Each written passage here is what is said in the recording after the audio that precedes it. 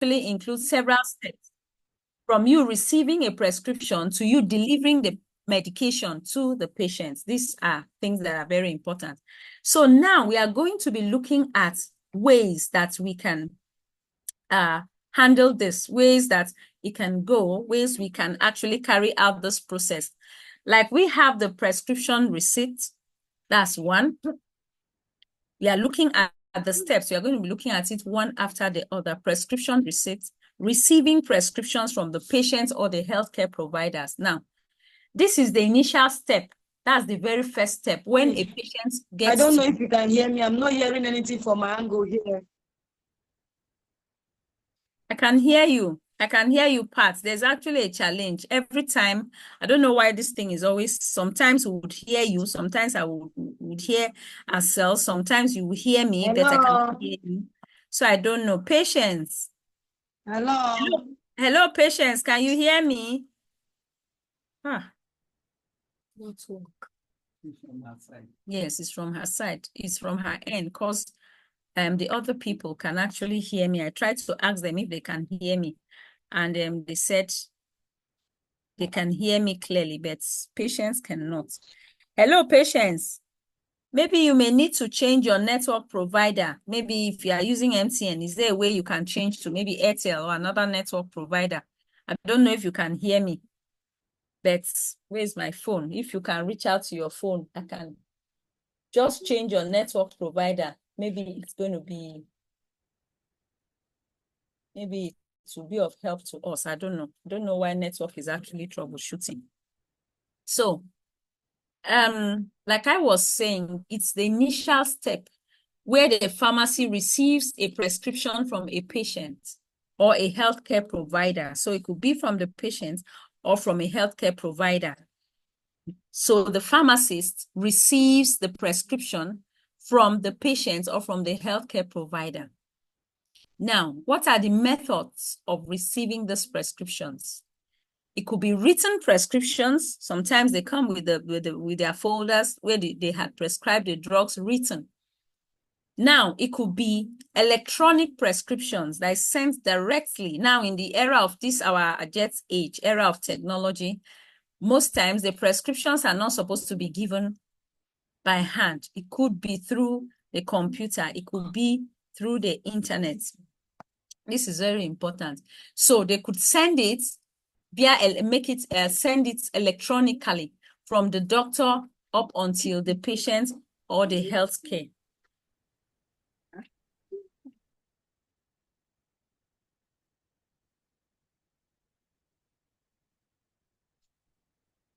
Okay, so as I was saying, we have the methods of prescription. It could be written prescriptions. It could be electronically. It could be verbal orders that's given directly over the phone. Sometimes we make some of those, we just call, maybe the doctor or the nurse from the hospital can just call and give the prescription, over the phone, the healthcare provider, you understand? Typically followed by maybe a written prescription, because if there's a verbal one, first, maybe it's to prepare your mind and tell you, okay, we need these drugs, but certainly a written one should follow, because anything that is not written, of course, it's not, you cannot really hold on to something that is not written. You understand? So there are ways we receive these prescriptions. Like I have said, it could be the written, it could be the electronic one, it could be the verbal one. Now, whichever way, the verbal one, it's accurately receiving the prescription is very important for correct medication dispensing, because if you don't receive the prescription in the proper way and you don't get the details about it, certainly there is going to be a problem. I'm feeling very bad about what is going. Mrs. Patience is actually, I don't know if she's okay. She's still with us. Madam Patience, is there any hope? I mean, any improvement? Any positive feedback? Hello, Patience. Can you hear us? Can you hear me? Hello, Patience. Okay. All right. So another thing is, like we have seen there, you check for completeness and accuracy when you receive the medication. Check whether it is complete. Check for completeness. and accuracy. Is everything, the dates there? Is it signed? Because you shouldn't pick a prescription that is not. Is it signed? Okay, if it is signed, it's signed by who? It must be a licensed prescriber, and that particular prescription is not expired. That's the date is there indicating that it is the prescription that Doctor, prescription was given. he's breaking. It's raining heavily for my ankle. Oh. So what can we do now, Madam Patience? That's a challenge. That is a challenge right now. Maybe alternatively, it will be maybe for you to get the slides. I don't know. Because of the rain, even if you change your network provider, I don't know if it will be clear enough, but you can just try, like I was trying to say, you can just try to change your network provider and see if it could be better. Because I don't know, everybody else can hear me.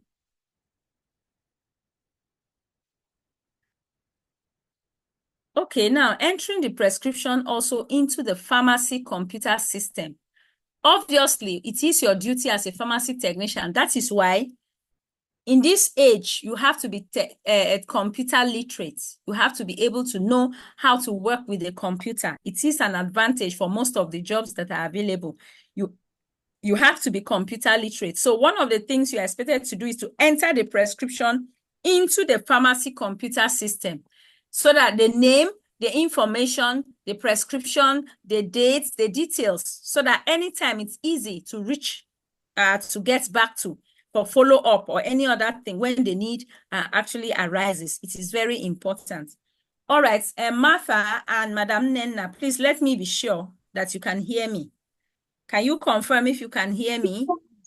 I can hear you. Sorry, because my background is very noisy. Okay, no, there is no problem. Now I am Martha. Can you hear me? Yeah, I don't know. Okay, I don't know what to do with Madam Patience because network is not friendly from our end. I don't really know, but we have to move because time is of the essence. I just pray that maybe later it will subside and she'll be able to hear us. Okay, so now I can hear you now. I can hear you now. Oh, God is faithful. Thank God. Because I was so worried about you and thinking how you are just going to lose out from what you are doing today because of network. Thank God. So another thing is verification. You need to verify.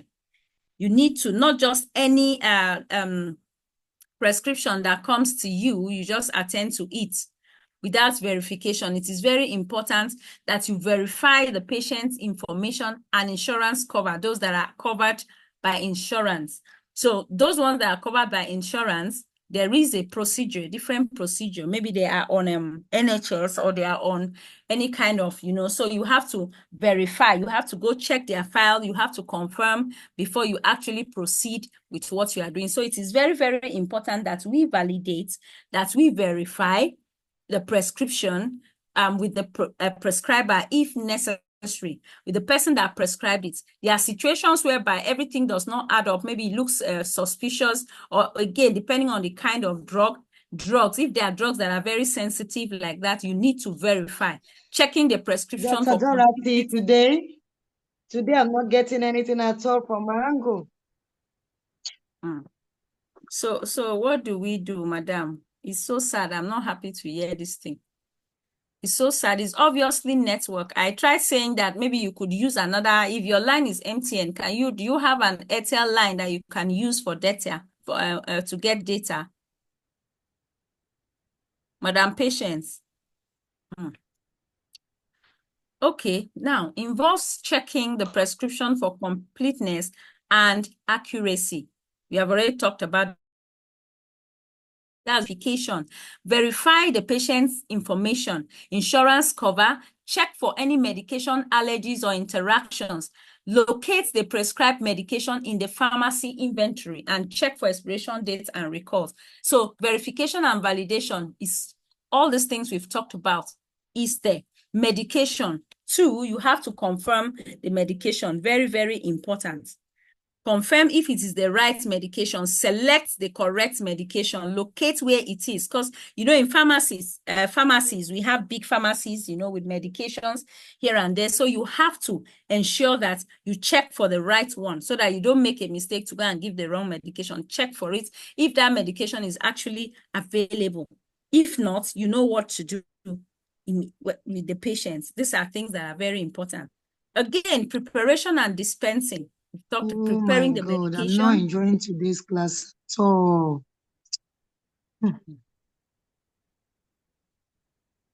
compounding, and then reconstituting. All those things are things that we need to I'm know. not hearing anything at all. Oh, the background is not clear.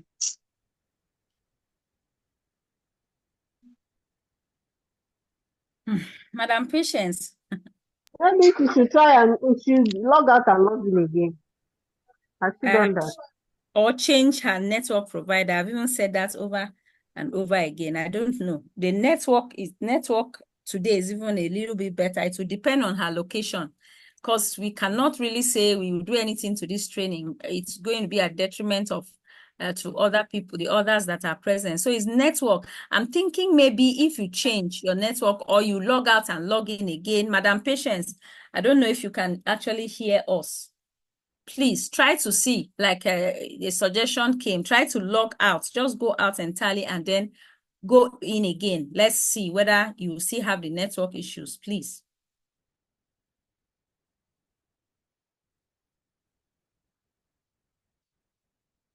Okay, so preparing the medication, reconstituting. Remember we talked about reconstitution, whereby maybe you have to take a drug that is supposed to be in liquid form and then is dry. That means you have to put water, maybe put a fluid in it to ensure that it becomes liquid, you know, dilutants. You know, you can use a dilutant to dilute it. Maybe you shake it. Some drugs like ampicillin, you know, suspension, you know, you have to put water and look at the mark and then reconstitute the nature of the drug. Then compounding too is also very important. Counting and packaging the medication is important. Labeling, these are things that you do as a pharmacy technician. They fall within your job description. Labeling, when you package the drugs, you get the drugs, it has to be labeled with correct label. First, setting the name of the drug if it doesn't have its own. Secondly, the dosage. How many times are you supposed to take it? If it's in the hospital, there's always a slip, a slip that has gum stay behind that is always attached to the medicine, the medication that will tell you all the things. Label it. The in warnings should be there. The dates and everything that someone has to know concerning that drug should be on the drug. This is very important as we do our duties as CNEs. I mean, as pharmacy technicians, sorry. So we also have the patient's counseling too. This one, we have talked about it over and over again. Provide patients with information about their medications. Address patient questions and concerns. Educate patients on proper medication use. Yes, like I like to say, the way you do your work is very important. How do you relate to these patients? Do you take your time with patients to explain to them how they should be taking this medication? Do you tell them the contraindications? Do you tell them the things that's interactions? Do you tell them everything they need to know, the side effects? Do you give them general advice? Because there are some drugs you don't take while you are driving. There are some drugs that will make you drowsy, will make you weak, that will have some side effects that will alter your mood. Maybe in the while you are working or something. It is important that you educate this patient so that they'll actually know what to do as they take their drugs. Payment and pickup too, processing receipts for the prescription. Yeah, in some pharmacies, we have the account section where they do all these things, but in some, you may also do the aspect, take up the aspect of the payments and then the prescription, you know, processing payments for the prescription, dispensing the medication to the patients, or preparing it for pickup. These are things that are part of your duties. Remember, we talked about duties of a pharmacy technician. These ones are also part of your duties. Now we are talking of the workflow now, how the work flows, what you do this, you do that, in the line of you doing these things, workflow. what is the role of a pharmacy technician in the workflow? Now, these are your responsibilities. The beautiful thing about today's training, Madam, the beautiful thing about today's training, Madam Patience, is that most of what we are going to talk about is self-explanatory. So you don't just have to worry if network wants to do its own. It's just wasting time, because you'll be able to understand. It's self-explanatory. They are just doing the needful by me talking about it again, just to maybe for you to understand better. So we are looking at the role of pharmacy technicians in the workflow. Like we already said, that is very important, that they play a very, very important role. What are their responsibilities? Prescription processing, we've already talked about that. Receiving the prescription and entering them. Medication selection and preparation. You have to prepare the medication. Someone comes in, says, oh, I want to buy maybe Astimine, for instance, and it's your duty to look at the prescription. Who asked the person to take the Astimine? Who is the prescriber? The signature, the find out if the person is actually legit, if the person is actually licensed to do that. Find out this thing before you now proceed to handle the prescriptions. So selection and preparation too is part of your job. Patient counseling, inventory management, taking stock as to the drugs that come in and the ones that are short, that have been sold out, that you have very little remaining. You have to take stock of these things so that you manage inventory. That's it. You manage the inventory, what goes out, what comes in. You also process payments. You also provide customer service. Very important. We are going to get to customer service as a module on its own. Customer service, what to do as a pharmacy technician. Very important. All right, now it's so sad. I don't know how I'm going to help you. I don't like, to have this type of challenges, but let's see how it goes. Let's see how it goes. Madam Patience, let's see how it goes. I just hope that you are able to get it. If not, don't know what else to do. Network has just decided to be very, very funny today. All right, so now we want to look at medication safety. Medication safety. Now, before we even delve into this, I want you to just picture, just imagine a world where every patient that you know feels secure. Every patient feels secure in their medication journey. It's very important. Just like any other person, every individual deserves a second chance at life and happiness.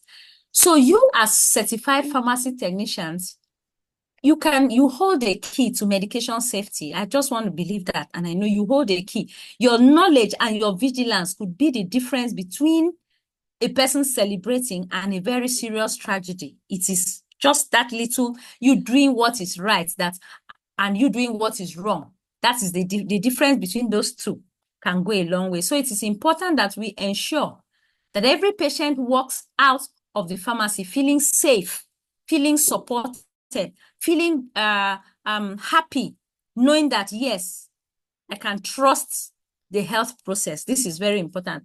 So many things happen, a whole lot of things happen, and we begin to ask ourselves, we see a lot of anomalies in the health setting.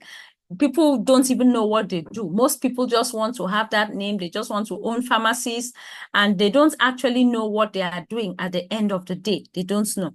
So it is important that we learn, and we learn well, like I tell people. So we are just going to be looking at medication safety. It is important that we try to ensure that there are no errors in medication. While we give our patients their medications, we avoid any form of error, because it's a serious concern. It's a serious public concern. It's a serious issue that can have very serious consequences. We cannot overemphasize that point, the need for pharmacy technicians, the need for people in the healthcare sector to be very, very careful handling patients and as to their medications. It's important.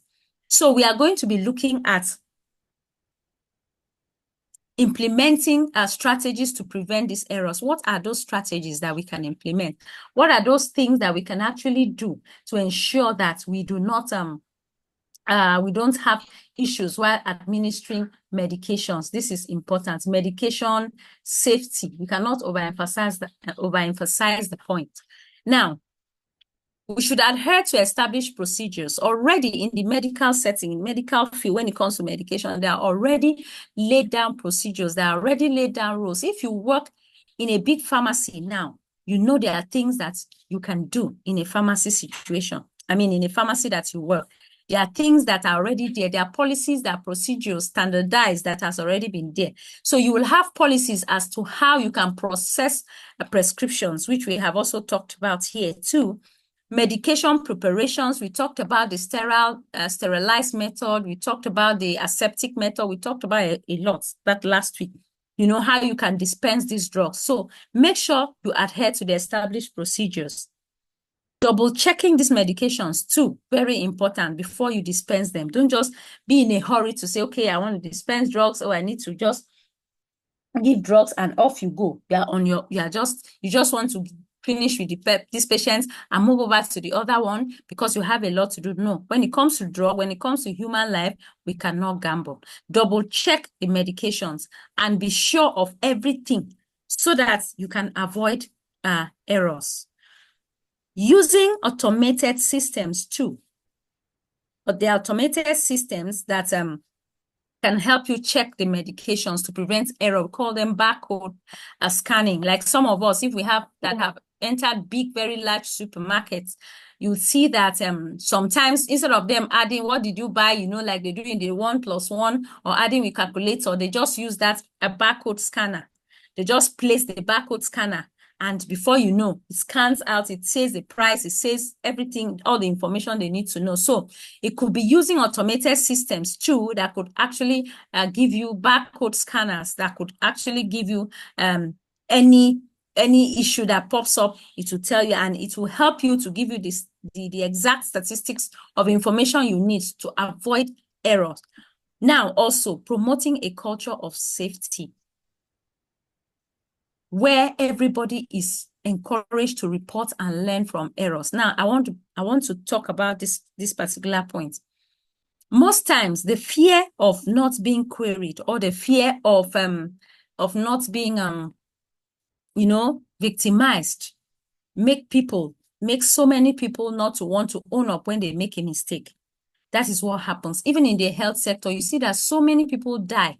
So many people lose their lives. Why? As a result of error.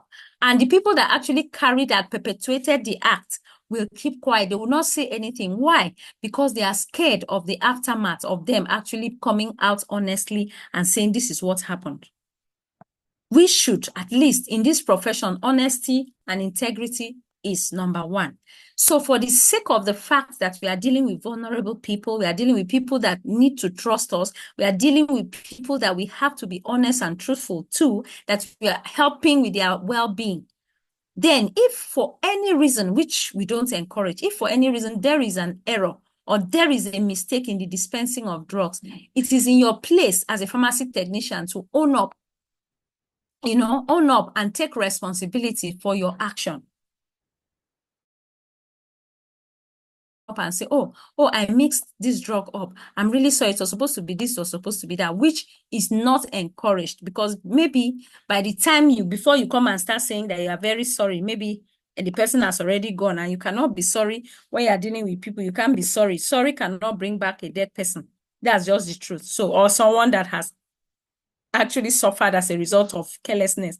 So it is important. And again, what I advise people, thank God we talked about this, Madam Nena and patients and Martha too. Since we are going to be having pharmacies, it is very important that we learn this. When someone tells you something, when there is an error, the person should be punished. I wouldn't say the person should not be punished if need be. But the fact also is that it is important to commend people that actually commit errors, you know, when they own up to what they have done, because it encourages others to do the same.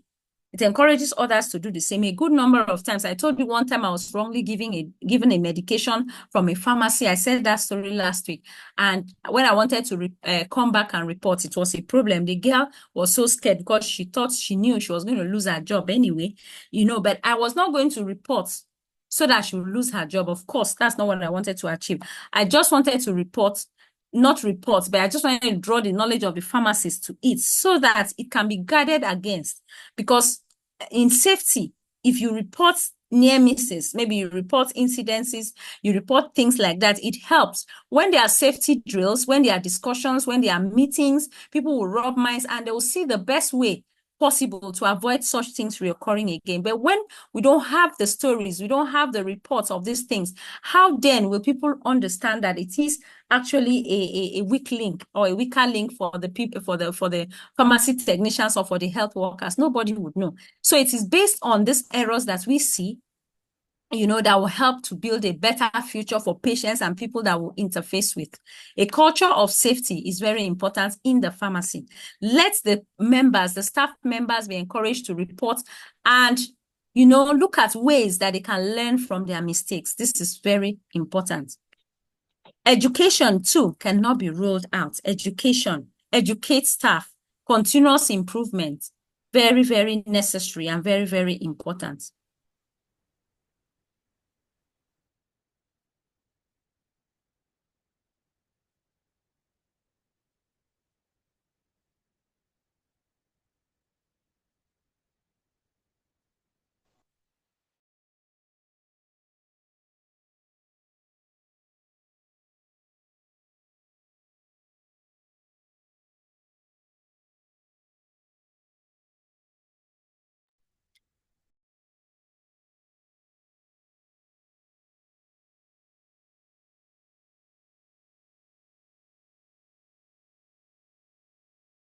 All right, so educating staff is very important. Make sure that there's continuous training of your staff, training them on medications, training them on what to do. And it's very importantly, we should note that when you do the wrong things, when you have medication errors continuously, you cannot function well, you can't do your job well, it's counting against you. Because illegal actions, serious legal actions can be taken against you. If you give the wrong drugs to a patient, at the end of the day, you suffer serious consequences and legal actions will come to you. That's very, very important. So in the course of our doing our duties, we should be extremely careful. I think Madam Patience has left. I was hoping she'd join back, maybe go out and come in, but I don't know. Let's see.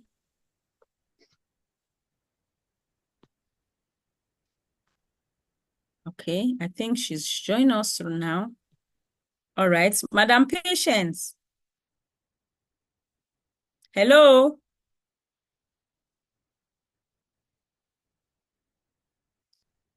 Hello, Patience. Okay. She's joined back, but still we are having the same issue. Don't worry, Madam Patience. I think the only option we will have is when you get the slide and you just try to look at it. If you have any challenge, any points, you have any issue, please don't hesitate to reach out to me, because it's like today is just not favorable from your end. It's not favorable at all. Reporting medication errors, we've said that already. When there is a... Thank you. Madam Patience, can you hear? Hello. Hello, Patience. I can hear you now. Oh, to God be the glory. You logged out, I guess, because I checked on you and you weren't with us, so I assumed you were logging in again. Thank God that you are able to hear us. Network today shouldn't stop us. We have to move. It's nice to have you. So we were talking about reporting medication errors as something that is very important.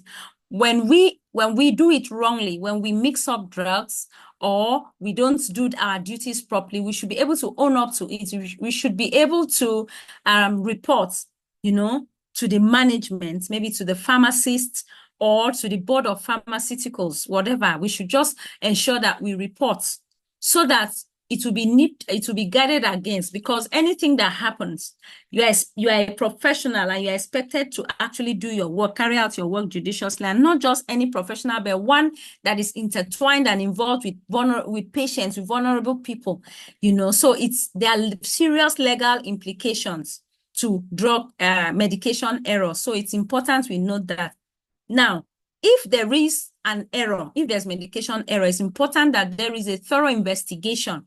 They carry out investigation. Why did this error occur? What happened? How can we guard against it? Because it's not bringing a good name to the pharmacy. It's not helping the patient at the end of the day. Overall, there's nothing to gain from medication error. So it is important that it is investigated and it is documented. It is taken down so that subsequently, afterwards, people will not make the same mistakes. That's the importance, the most important thing. People will learn from the mistakes. It can be used as a case study. It doesn't really have to be your name attached to it, but it can be used as a case study so that subsequently people will be able to learn from that mistake, and they will be very, very careful. This is very important for us to note about a medication error. So now, we want to look at customer service. I'm not going to do too much.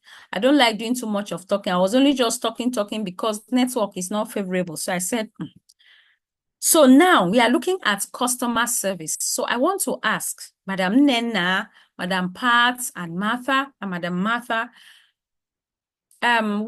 how can we relate customer service in a pharmaceutical setting or in pharmaceutical practice? Let me ask, because we are seasoned professionals already. Let me not do too much of the talking. How can we actually relate it to the pharmaceutical setting? What is customer service? How are we supposed to relate with our customers? What are the things we need to note in terms of customer service? Who is going to help us, please?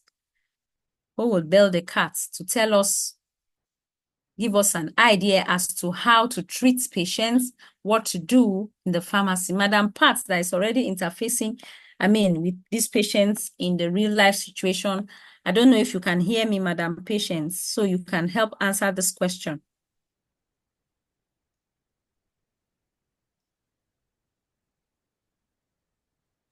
For me, I feel customer service is just about treating the customer the right way, attending to the customer's needs, and a kind of enforcing excellent customer service. Okay. To be able to yes. that customer to come back and that's a beautiful one. That's a very, very beautiful one. That's just the A to Z of it. How to give excellent customer service. That's how to relate to your relationship with your customers. That's just it. Positive relationship. How do you treat these people? How do you treat your customers? Like I said last week, I guess I said something like that. The way you treat someone matters in business. For you to really, really, really be on top of your game, the way you treat people is quite very, very important, because if you realize that the people are the ones that have kept you there, then you treat them well. Now, in the course of us actually relating with our customers, you have to be friendly. You have to have that amiable disposition. You can see like that beautiful lady over there, with the elderly man. She's talking with a smile. That smile alone is already a smile that shows trust, that shows that he actually trusts, at least can believe what the pharmacy technician is actually telling him. Very important. So you see the smile, you see the disposition, you relate with these customers well, so that at the end of the day, you would make a name, one, for your hospital or for your pharmacy, and secondly, to meet compliance, you have to be amiable.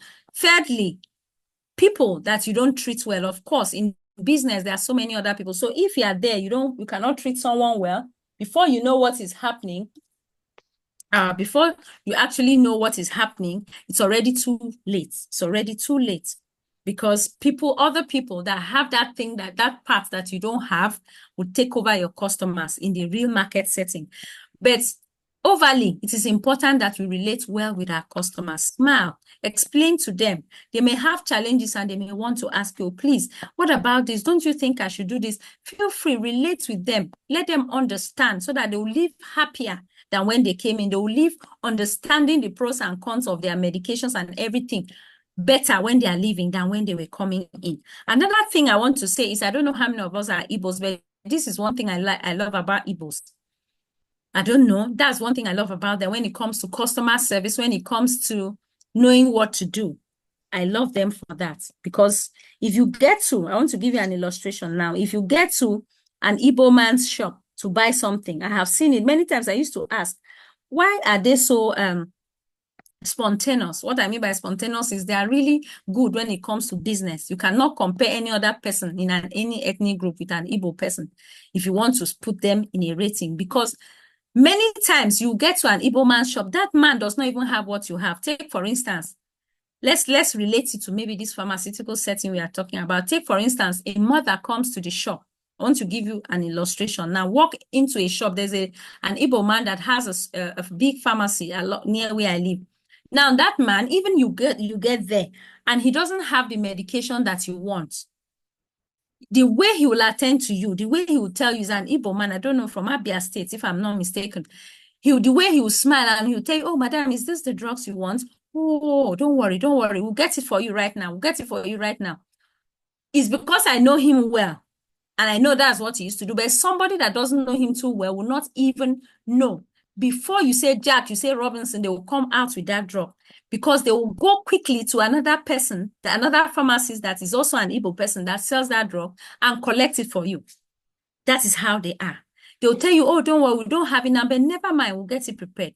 We'll get it ready for you. And all you need is just to sit down before you open your eyes. What you actually are looking for that they don't have, they have provided it.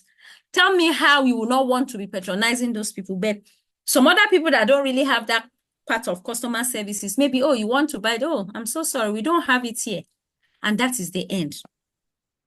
If they continue like that, what will be the result of it? So it is important looking at it any angle, not even in drugs, anything. Now you walk onto their shop. I remember anytime I go to Aba, once or twice that I've been to Aba, to that market, area market, to buy something, you get there, even if you enter this shop, the person does not have, just say, oh, before you know, it's like magic. They'll just tell you, madam, don't worry, we'll provide for you. Before you know, they will bring it. So all these things put together boils down to what we are talking about, customer service. Very important for us to note. It's quite important. I was equally saying, take for instance, like I like to give illustrations, maybe a mother that has just received a prescription for the child, and the mother just moves into the pharmacy, with the child, please, I need this medication for my child. My child is this, and you collect with a smile, collect the medication, and you look at it like a lady. Actually did. She collected, she looked at, oh, they didn't have the medication. She just said, okay, please, though we don't have medication, but don't worry, we are going to attend to you. Be rest assured, don't worry. And this was a medication that was needed immediately because of the challenge that the son had. So she had to pick up her phone. She reached out immediately. She called. They said they didn't have. She called this. Finally, with her eyes lighting up, she was finally able to get one of the nearest pharmacies that had the medication, and it was administered. Immediately they brought it. She even said, oh, don't worry, they'll bring it. Oh, would you rather prefer to go there? The woman said, no, let them bring it. That she'll handle the transportation for the bringing of the drug. She stayed there. Before you know it, they've actually brought the drugs. And at the end of the day, the mother was so happy. She thanked the pharmacy technician that, oh, you have saved my child's life. Now my child can get the medication. I wonder where I would have been moving. I wouldn't even know the exact place to get it after this place. So this is part of customer service. Treat them, patients, with respect and courtesy. How do you communicate with them? Effective communication, clearly with them. Talk to them in the manner they will understand, in the language they will understand. Be patient and understanding when you are dealing with them, because most times when someone is having an illness or something is happening, they say, oh, go and get this medication. You know how it is. The person is always apprehensive, like the person is always nervous, is always worried. Oh my God, will this medicine work? You don't even know the illness the person has. So your place, your pharmacy, coming from that kind of a place, your pharmacy should be a place that you should attend to them with understanding, knowing where they are coming from, having an idea of how they may be feeling. So you calm them down, you show empathy, you show compassion, and then you attend to them promptly. You try as much as possible to attend to them promptly. So all these, like Madam Nena said, is just the bottom line is just how to take care of your patients, how to give excellent customer service. Listen to them. Listen to their concerns. Listen to whatever they have. See, in pharmaceutical business, I tell you, like I like to say, I've seen it all. Not only pharmaceutical, this is just one aspect. Healthcare generally, I've seen it all. Sometimes you see some things happening and you just ask yourself, even if this person is not trained, but at least let's take away the fact that maybe the person is not trained. What about the fact that this person is a human being? I mean, the pharmacy technician or the person that the pharmacist or the pharmacy aide, aside the fact that you are not trained, maybe you are just there doing what you know how to do best anyhow. Have you also thought that, okay, this person you are attending to is a human being. Let me treat the person like a human being, like a human being would treat another human being, regardless of whether you have the knowledge or not, regardless of whether you are trained or not. You don't think of these things. The other day, I was trying to give you an illustration. I also remembered something. There's a small girl, I think a girl of about 15, that lives in my neighborhood. Now, she went to this pharmacy to get drugs, to get her medications. So she actually, when she's just 15, so the mother said she go get the medications. She went and got the medications and she came back. But when she came back, she didn't get the exact medications that she was asked, because when she went there, they told her, take this one. This one is not available. Take this one. So she took it and she went back home. When she got home, that was when it was realized that it was not, the mother realized that was not the medication she sent her. So the mother pursued her, sent her out of the house, told her with immediate effect, go and return that drugs and get the drugs I asked you to buy. So she went back with tears. She went back to the pharmacy to return the drugs and get the actual one the mother asked her to. And if it's not available, like they had said earlier, she can buy it elsewhere. Since the mother insisted, do you know that when she got back there, telling them that it was the wrong drug, she told the lady there at the counter, the pharmacy technician there at the counter, or is it the pharmacy aide? She told her that her mother said, come and return these drugs. If you see the treatment this girl got, the lady was just talking to her. That was at the exact time that I walked into the pharmacy. She was telling her, okay, you are coming to return these drugs. Were you blind when we gave it to you? Did you not see that it's not the same name as the one your mother sent you? Were you blind? Couldn't you tell your mother that one was not available? The way that she talked to this girl, the girl just busted into tears and started crying. I looked at her and I laughed, because I was not in the mood to talk that. I just looked at her and laughed, because there are certain people that they are not worth your correction. So you just leave them. I just left. Though later I said if I had known, I would have still talked to her, but I just left it because that was very, very wrong. And the pharmacist was not around. So what am I trying to say? The way we handle patients really, really matters. It really matters. Show empathy. Apologize if necessary. If you have made a mistake, apologize. It doesn't take anything for you to apologize to anyone. I tell people, there is nothing about ego when it has come to do with human life, because when someone is in the mortuary or when you are buried somewhere, there's nothing you will do with ego. You have no ego there. You have absolutely no ego there. So what are we talking about? You apologize. Apologies does not take anything. If it was a mistake, apologize and take steps, adequate steps to rectify the situation. Oh, sorry. Oh, your mother wanted this. Yes, we didn't have it. Did she say she's not okay with this? Say yes, okay. Let's see. Maybe we can get this one for you. There is manner of approach. Attitude is everything. Manner of approach is everything in any business, in any way we find ourselves. The way you approach a particular thing goes a long way in making it either difficult or easy. That's what I tell everybody. Follow up the patient to ensure that you have resolved their concerns. This is important. Don't show a lackadaisical attitude or elusive attitude. You are not interested after all, what? And so on. No, because it is human life. All right. Building positive relationships. Build positive relationships with your patients. Establish trust. Build trust. Without trust, nothing can work. Without trust, absolutely nothing can work. In a home, a mother and a child, without trust, it cannot work. A husband and a wife, without trust, it cannot work.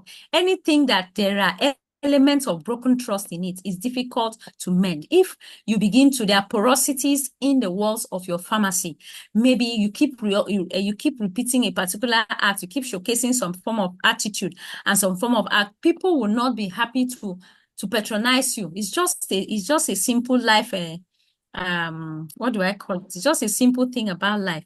Make sure that you build that trust, you experience that trust. It's just like you establish that trust, sorry. It's just like, let me say, maybe like Madam Nena now. I want to believe that if she had not taken any training with MJB management or taken any training within the community as a member of the alumni community, she will not be spurred to take another training. She'll be like, if it's the first time, she'll be, oh, I don't know these people. I'm not sure of them. Maybe should I take the training or shouldn't I? Or Madam Martha too. So you see what I'm trying to say. When you have dealt with someone and maybe the person has to a large extent delivered, let me say so, delivered. So it will give you what you need. It will ginger you to be able to do that. Someone once said something, I think they said it's an Igbo proverb, yeah, in the group, that when you pass a road and the road is free of hitches, you like passing the road. You don't have stress passing the road. It will be very, very easy for you to pass that road over and over again. And when people want to go through that area, you would direct them to pass through that road. So what am I saying? It depends on how the quality, your trust, that level that you have built, with these patients, that will make them to really relax and trust your sense of judgment, because of course you will be the one to interface with them, to educate them. So how can you listen and follow what someone tells you or educates you on when you don't have trust, you don't have belief in that person? It doesn't work. It cannot work together. So trust is important. Being proactive too. Anticipate the needs of the patients and take steps to address them before they become problems. Very easy. Anything that you see that will become an issue, that will become a problem, it is important that you take steps ahead of time to guard against what you are seeing in the front. You read the handwriting on the wall and act on it. Ensure that everything goes on well before it happens. Follow up the patients that have received medication from time to time. Ask them, ensure that they are satisfied with the service. Ask them if they are okay, if they are happy. Get feedbacks from them. Carry out surveys, to find out how you are performing. And when there are criticisms, do not feel bad about criticisms. Constructive criticisms as things that will help you to do better, would help you to build upon what you already know. Create a welcoming and comfortable environment for the patients so that they'll keep coming, as it is in any other business. So right now, we're about to move to module 3. Our time is moving like wildfire. It's 6 o'clock. Okay, so when it's exactly 6:30 or 6:40, okay, not 6:30, but 6:40, when it's exactly 6:40, would have to take a break. So let's see how far we can go with module 2 before the break. I normally do not like to do a lot of talking, too much talking. So I would like to ask at this point, do we have any question? Madam Pat is back. Madam Pat, you keep going off and on. Maybe the network is still disturbing you. Please, do we have the network? Okay. I'm not happy. I don't know how I wish I could just take I you didn't to I didn't get anything since. It was just fluctuating, breaking. It's only at that building positive relationship with patients. That's it. You won't believe it. Wow, that's so sad to hear. And that's about the end of the first module. Okay, ma'am, don't worry. This is what I'll do. To God be the glory that you're already in the field.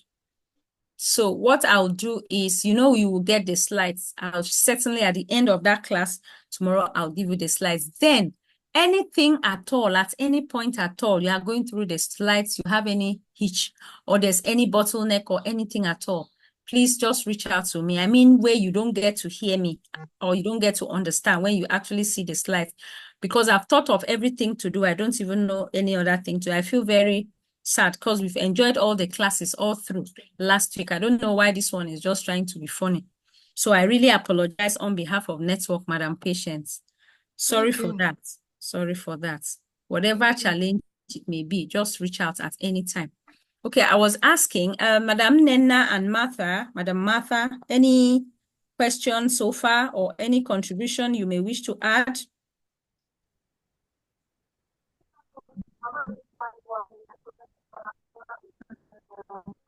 Today's network is slow. Martha, I cannot even hear you. Hello, Martha. Yeah, I'm here. Can you hear me? Okay. Kai. Today is Hello? bloody. Yes, I'm hearing you, Martha. Go ahead. I think with an experience I had one certain time like that, I wanted to get a drug for a patient, right? But Okay. the assistant that was there didn't know the drug. So instead of giving me the right drug, he gave me another drug. And what was I asking of? I was asking of the Dr. Clean. So Okay. she gave me another drug. What So what she doesn't what did she you're give trying to you? say something? What did she give you? She gave me I thought I want to get the Dr. Clean, right? Doxycycline. Yeah. So yeah. So instead of her giving me the Dr. Clean, she went to go and give me what they call it this Tetracycline. drug white no she gave me what they call this drug Ampiclos. Chlorpenicol. Ampiclos. So Ampiclos, yeah, you understand? So and they put it in the nylon because they've already locked the gate that is night, so they can't attend to you directly. So immediately, as she gave it to me because that's not the first time I'll be buying drugs there, which I used to buy drugs there on source. So when I got home, let me give it to the patient. I was seeing another thing inside. I was like, what is going on here? I hope So you didn't give it to the patient. I was thank God I didn't give it to the patient. I just want to give it to the patient to tell the patient how to use it. Then I met another thing inside the nylon. So what I Jesus. did is to go back. Hmm? So I have to go back there and tell them that I have so thing and you're giving me another thing. They said, who gave me? I said, that lady gave. The lady was like, no, she didn't give me something like that. And that why would she give me? You understand? So immediately she said so. I asked of the owner of the pharmacy. I said, I want to see the organ. So the other lady, there was a lady there that knows me that I used to patronize them well. I said, please, I want to see your organ. So immediately I said, that one, sir, madam, why?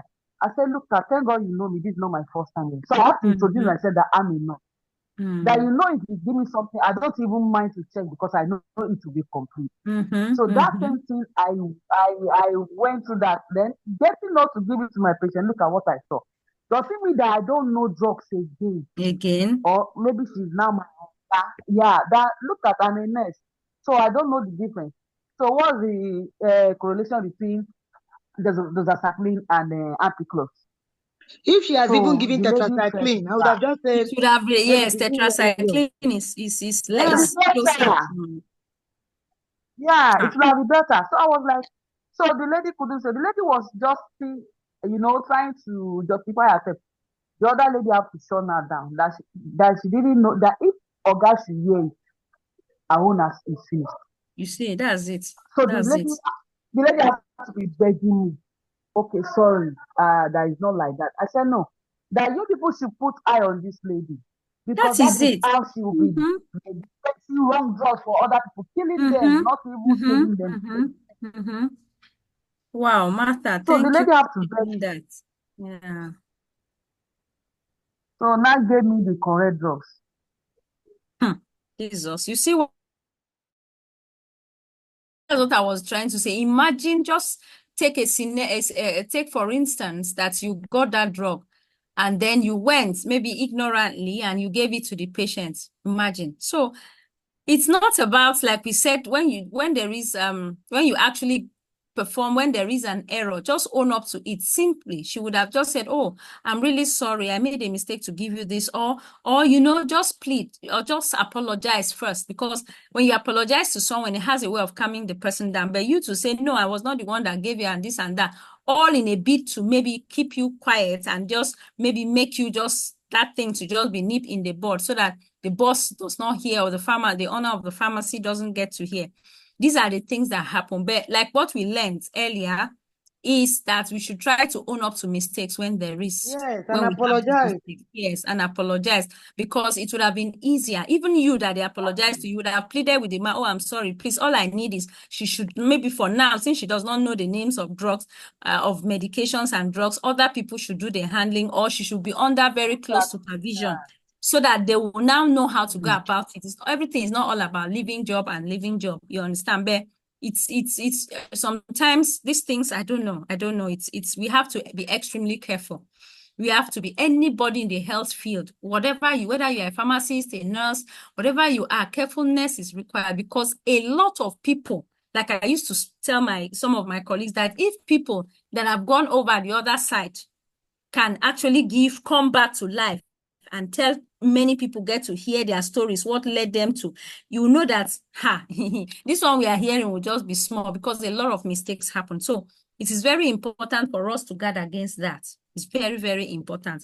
And thank God, God made it like that for you to actually be able to recognize the drug on time, as in to know that this is not the actual medication. If you were not a medical person, maybe in the health field, you may have not known. Maybe you just say, okay, since I wanted drug for this, okay, fine. You trust that they should know based on what you asked for. So they should know what to give, and you just give to the patient. Perhaps the reverse would have been the case. So it is very important.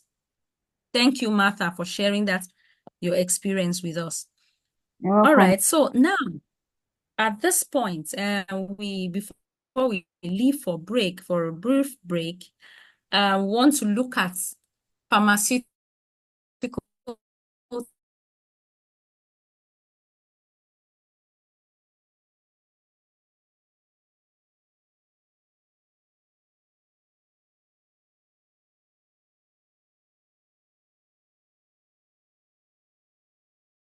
dealings, so now it's more of applying technology, it's more of applying the scientific knowledge and techniques in the development of and dispensing of medications. We use scientific techniques, very important.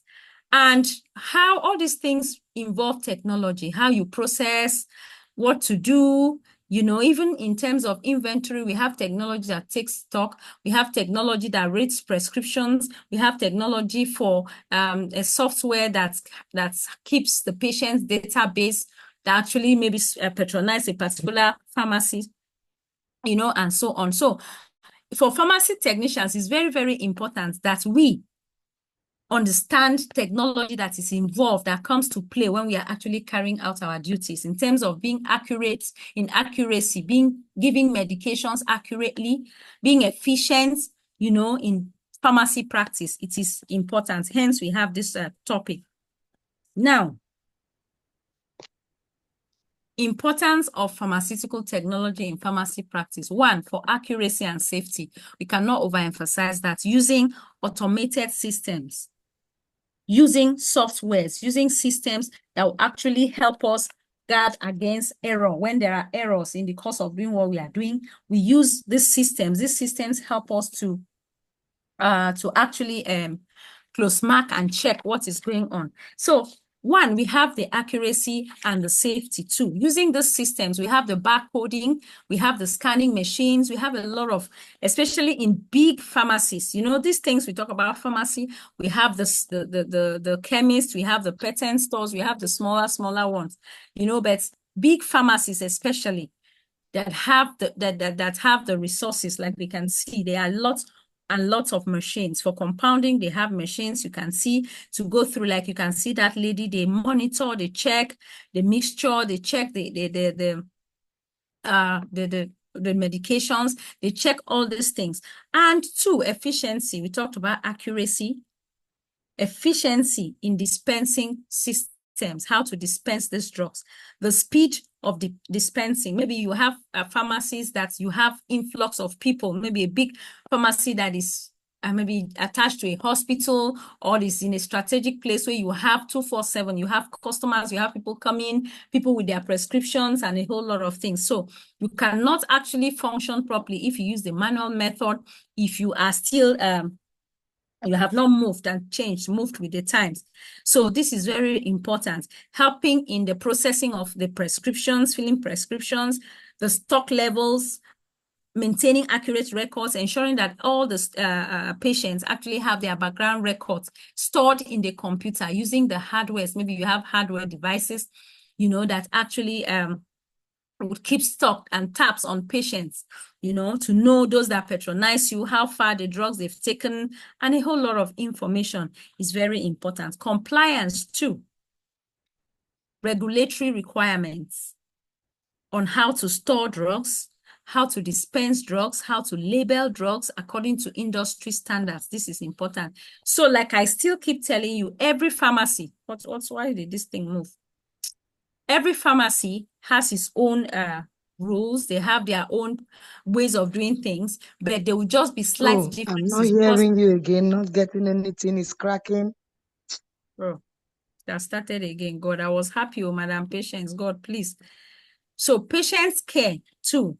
Advanced technology like telepharmacy, communication in the pharmacy job, telepharmacy, assisting patients remotely. Now, it's not every patient that we have the internet, we have where you can speak to a pharmacist, where you can, through communication online, you can actually get your care, you can actually be told what to do. These are means. We don't, patients can actually, you can assist patients remotely without seeing them.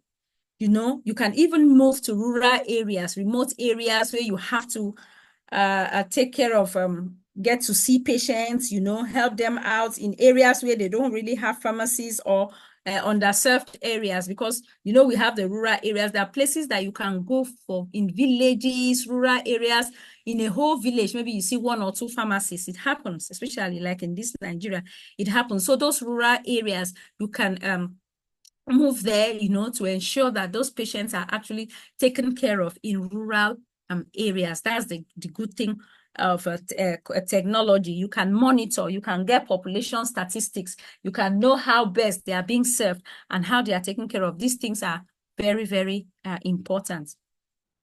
Okay, I think Madam Patience network has taken her out once again. Let me see if she's still... Okay, fine. Madam Patience is here. It's Nnenna that has left. It's Nnenna that has left. Oh, Madam Patience, hello, can you hear me? Hello?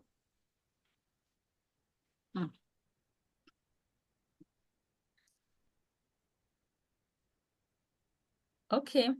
All right. Basic tools and equipment used by pharmacy technicians. Now we want to look at things that are used by pharmacy technicians. We have the automated dispensing machines. Like these things are all written in, don't shift. When you remove your cutter, you put it in your mouth. Go to that.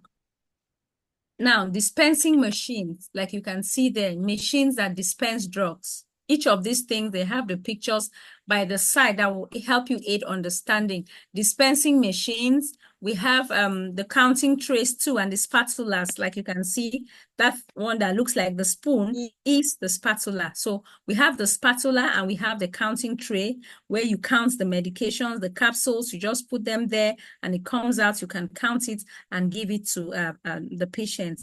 Now for filling prescriptions. Okay, now we have the mortar and pestle. We call it mortar and pestle. Just as you can see it there.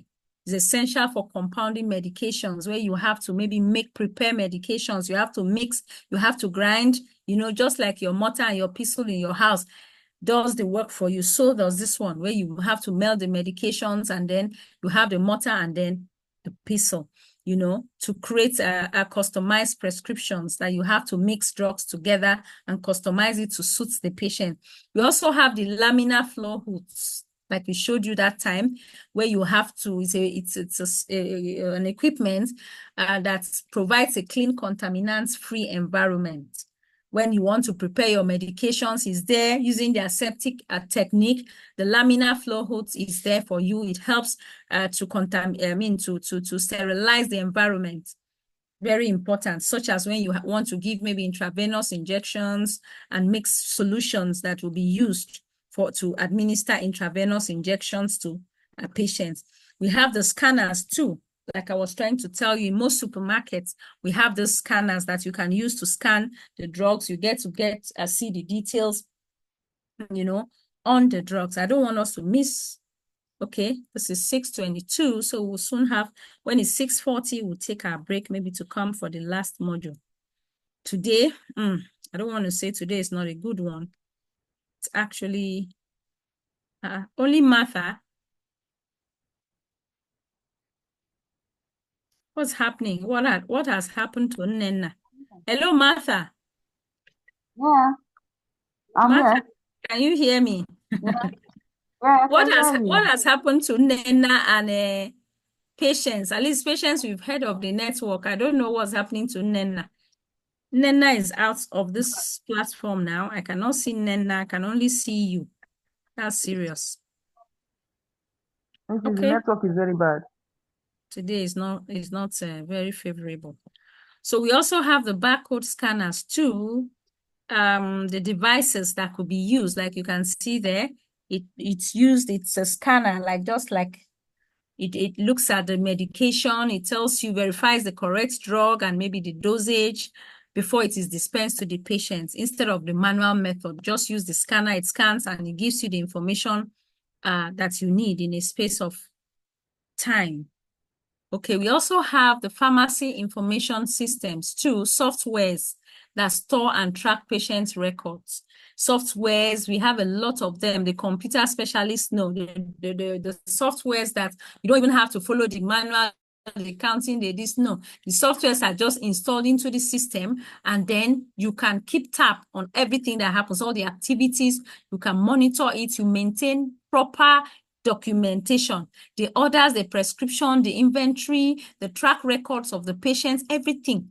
You monitor it closely using the software. So the information system. So it depends on the type of information. Don't dig your nose. Okay. On the information, whatever information it is put together and then the software keeps it. So anytime you need to reach out for any of the patients, it's very easy for you to get it. Also, packaging medications and storage. Packaging medications. How do we package medications? There are different packs that could be used to package medications, different packs. We have the blister packs, like you can see there, the ones that are mostly when you have a tablets and then you have capsules. We store them we package them in a blister packs, like you can see there. Foils, they are plastic or foil packs, that contain these doses of medications. And it's very easy, it's very safe, just like paracetamol, Panadol, those ones come in blister packs. Then we have the bottles, like you see there. Medications can also be stored, both orally and topical medications can be stored. Like we have the bottles there. Some are made of glass, some are made of plastic, and they are child resistant. There are drugs that are child resistant or temper evident. When someone tampers with it, it breaks the seal. It breaks the seal around it. So even when there is a medication and someone decides to tamper with the medication, it's clear because the cover is not going to lap anymore. So such drugs are drugs where they call it child resistant that could be kept away from children. Even if a child sees it, it's difficult for the child to be able to actually access it. It's child resistant. And then we have the vials too.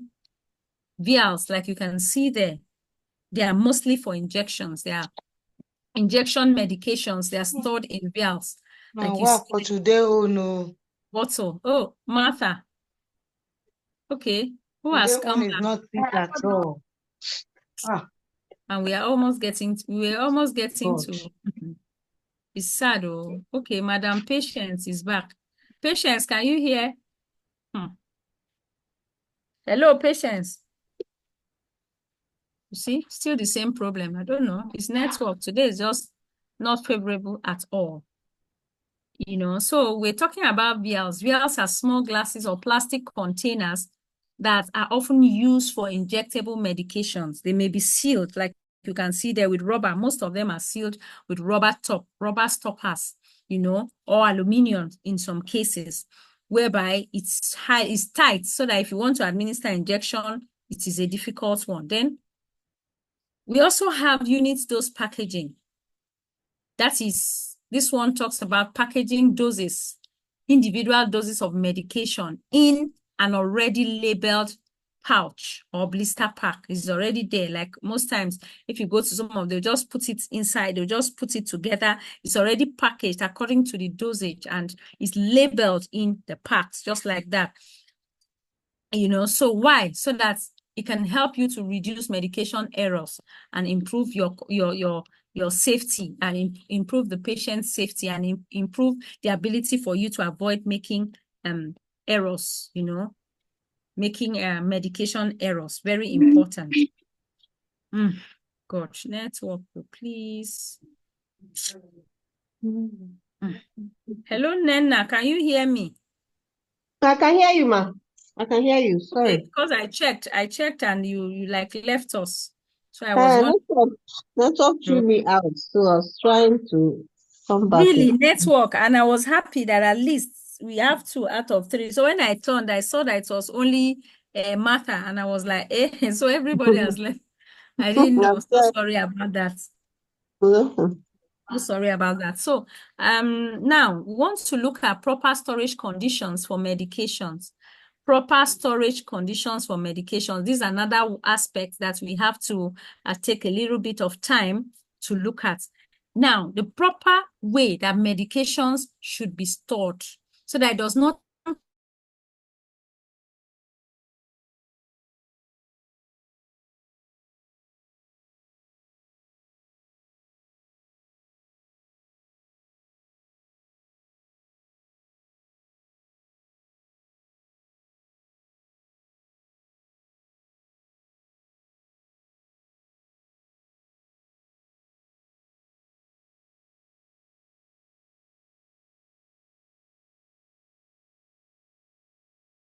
continue to remain potent, to continue to have its potency, remain potent.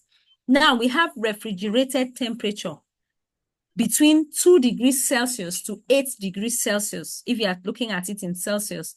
Then if it is in Fahrenheit, we have 36 degrees Fahrenheit to 46 degrees Fahrenheit. That one is the refrigerated temperature. It's different from room temperature. The refrigerated one is storing it in the fridge. You put it in the fridge.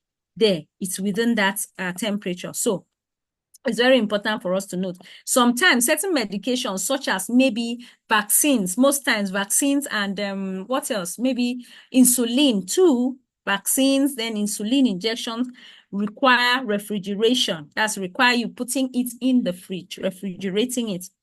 Now, temperatures below 0 degrees can damage any medication. That's freezing point. You make a mistake of putting a medication in the freezer, that's freezing point, and it goes below 0 degrees Celsius. It can damage many medications. So always check if a medication should not be frozen. It's very important, like a pharmacist. Always check so that it's good for you, so that you know how to store it.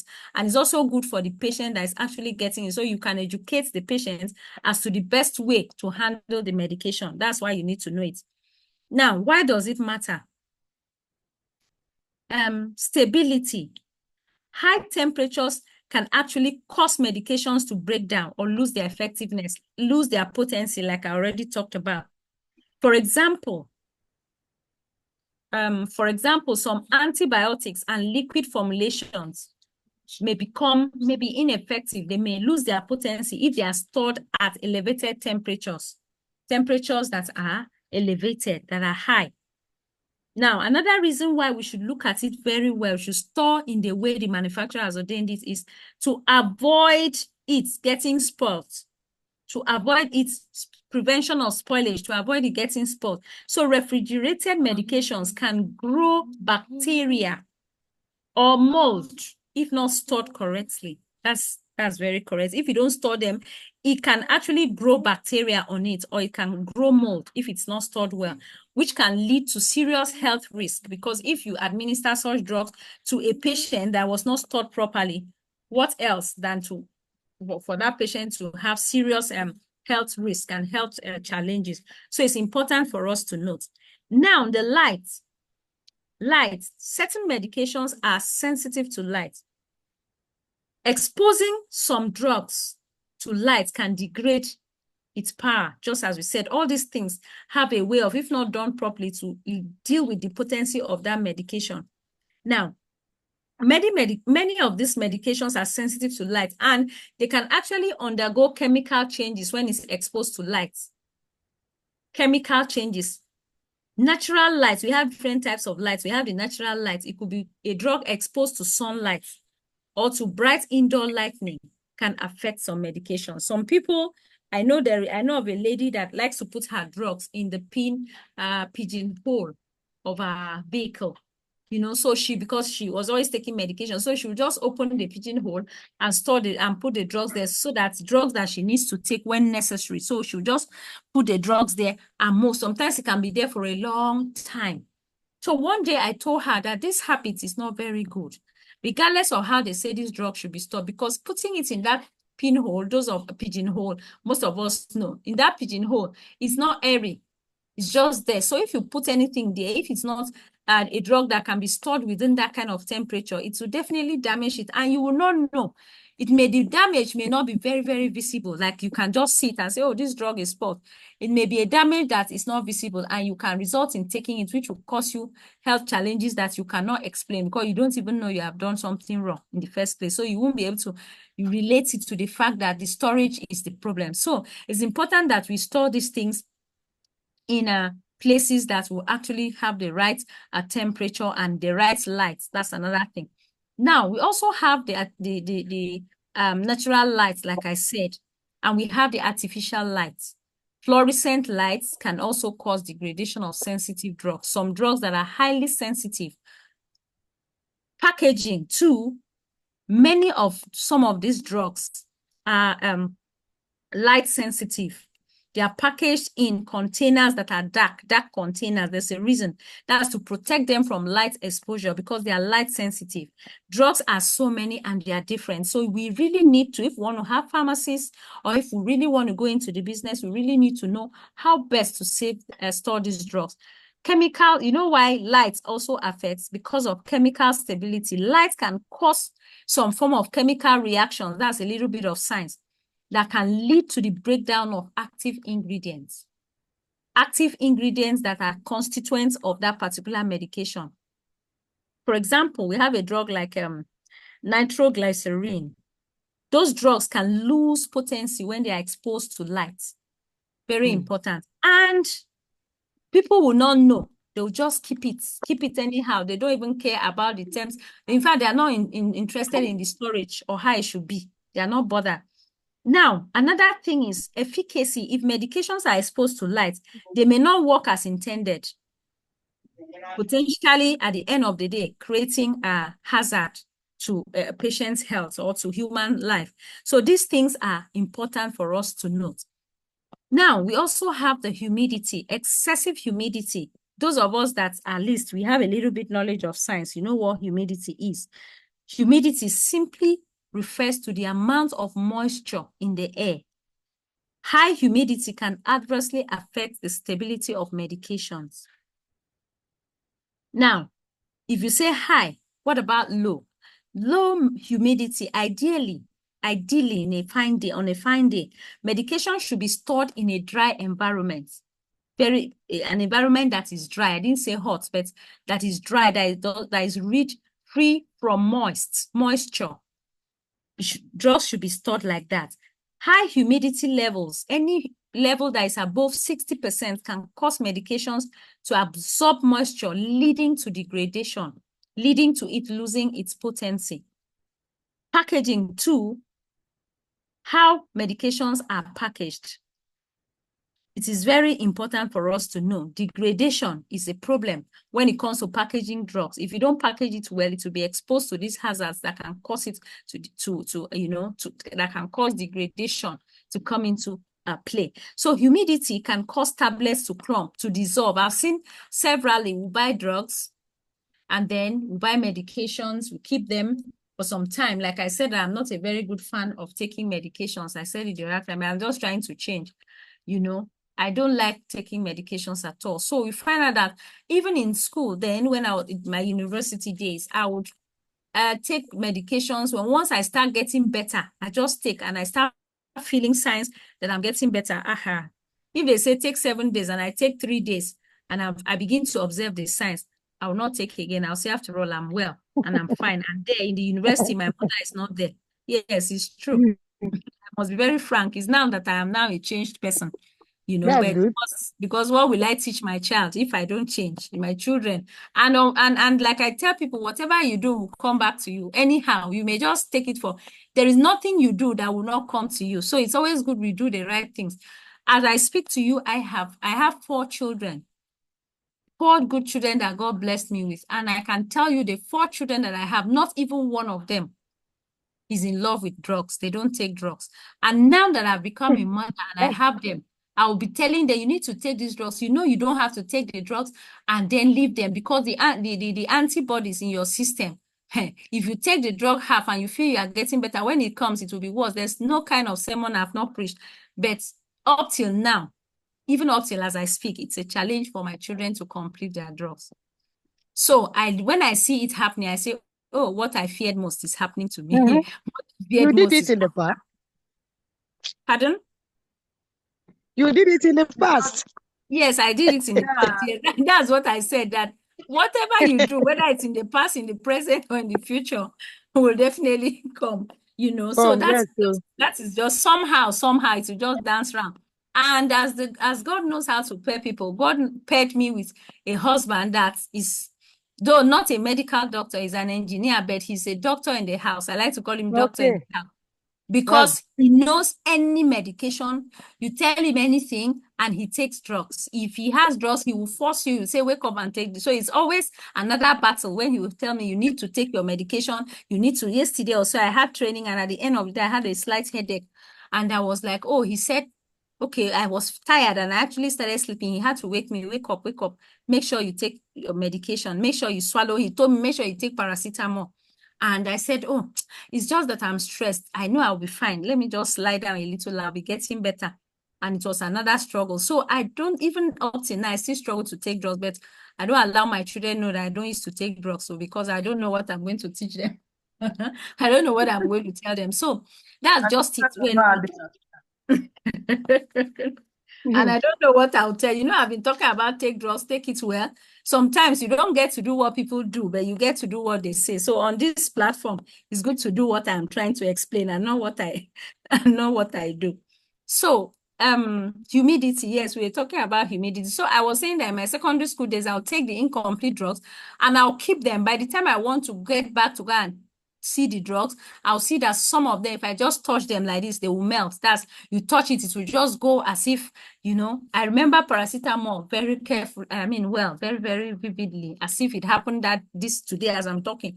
I picked the paracetamol because of where I kept it, the window, sun, the rays of sun, and also when I picked it, it was melting. So why am I saying so? It has not the original state of the drug. Automatically, any mistake for me to take that drug will have side effects on me, and it will not even, it has lost its potency automatically. So these are some of the things. This is what I was talking about, humidity.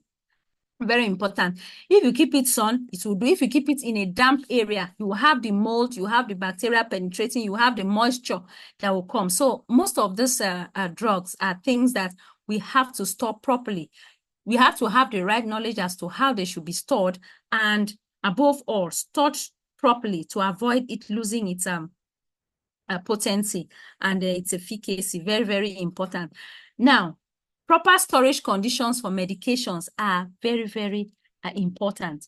The temperature, the light, humidity. When you understand these things, it's easier for a pharmacy technician to be able to play that vital role and ensure that patients are safe You understand? And you'll be able to educate these patients as to how they can, if it's the drugs they have to take at home, continue the dosage at home. You educate them where to keep, how to keep, when to take, a whole lot of work in terms of education.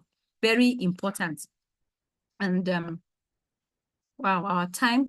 Okay, let's see. We will have to take a break. There is no way, even if it's 10 minutes before the last module.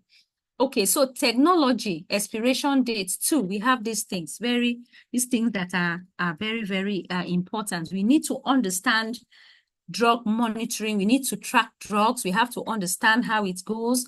We have to understand how to store them. Dispensing systems can help you track the medications. And then these dispensing systems too can help alert you, because you will not be able to do the counting all the time. Technology is so beautiful that it has made things life easier for everybody. So instead of the normal way of saying counting, discounting, that you can keep a good track using track record of the drugs, the expiration date, and it's some to the extent that it will notify you when it is low, when the stock is low. So you will know you have to restock that particular drug so that you don't have the issues of patients coming in and you don't have the medication.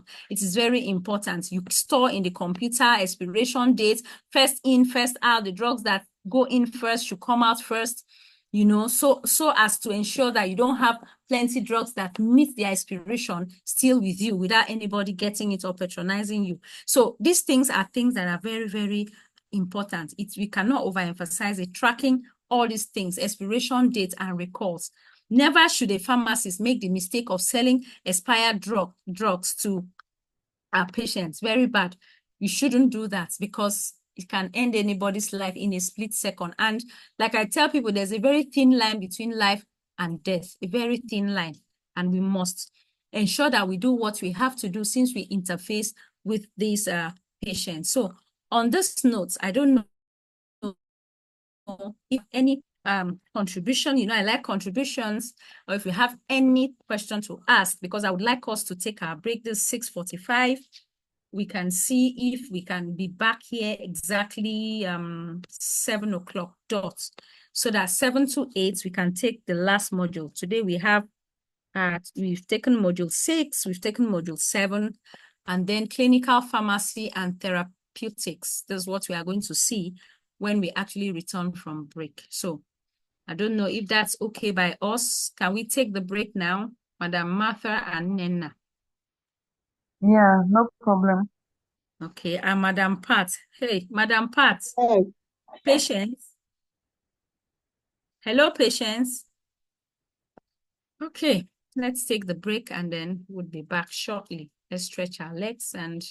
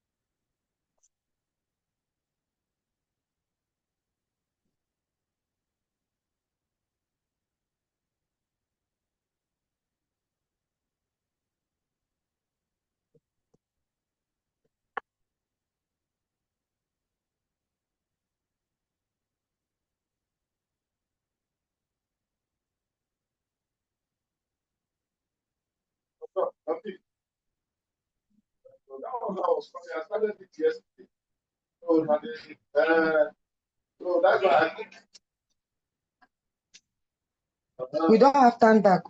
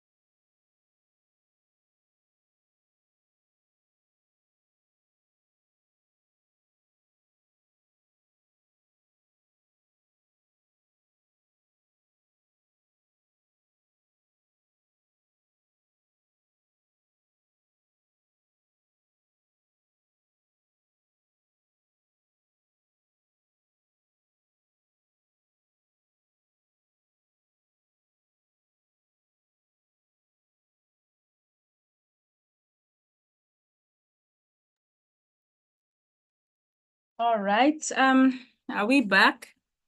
Did we even go anywhere in the first place? Hello, are we together? Yeah, we are here. I'm here.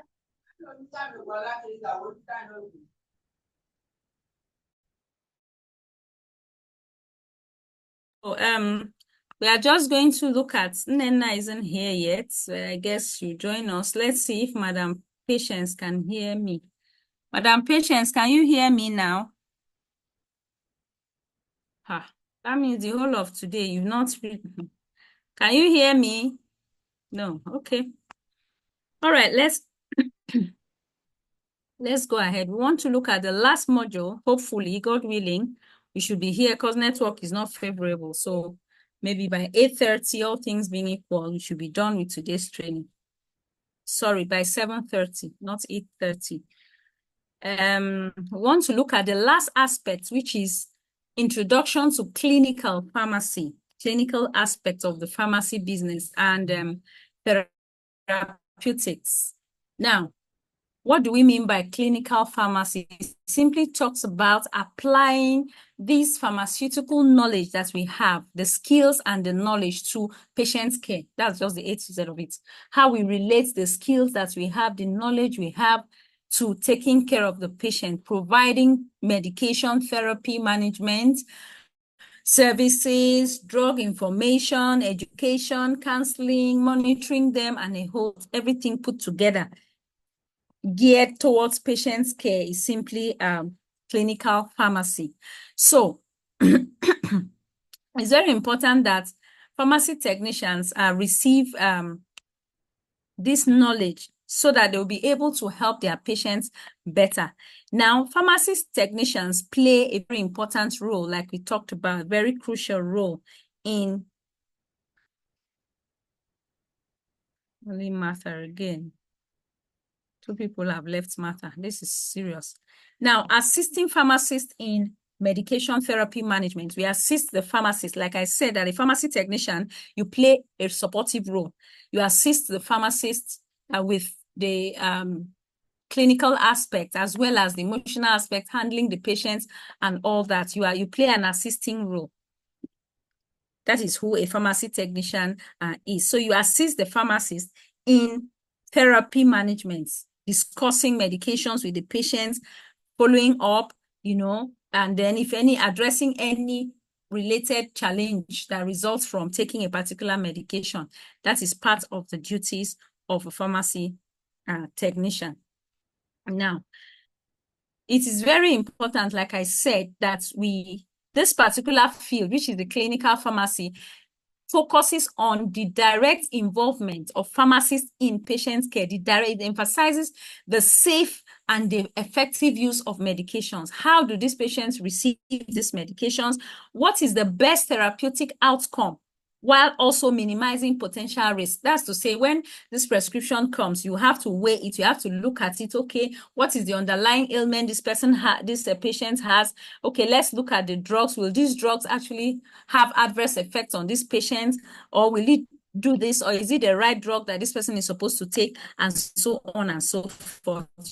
You don't just have to say, okay, this is the prescription, and then you are done with it. No, pharmacy, the job of a pharmacist is it's very broad. People just think that it's all about just maybe in the chemists, in the pharmacies, rather. That's just all. You just stay there and they bring medications, prescriptions, and you just give the medications and you are done. No, you have a very big role to play, very, very important role to play at this point. Let me put it in slideshow. Good. All right. Okay, so what other thing? The first is assisting the pharmacist in the medication therapy. We talked about providing counseling. We cannot talk about this too much. Providing counseling, talk to the patient. Sometimes there are times whereby patients actually come, they want to hear from you. They want to have a second opinion from what they got from the doctor. So they want to hear from you firsthand. Okay, this medication I'm asked to take, how is it going to be? Is it going to do this to me? Is it going to make me get better in this? Patients can be quite, because anything pertaining to health, people want to really know.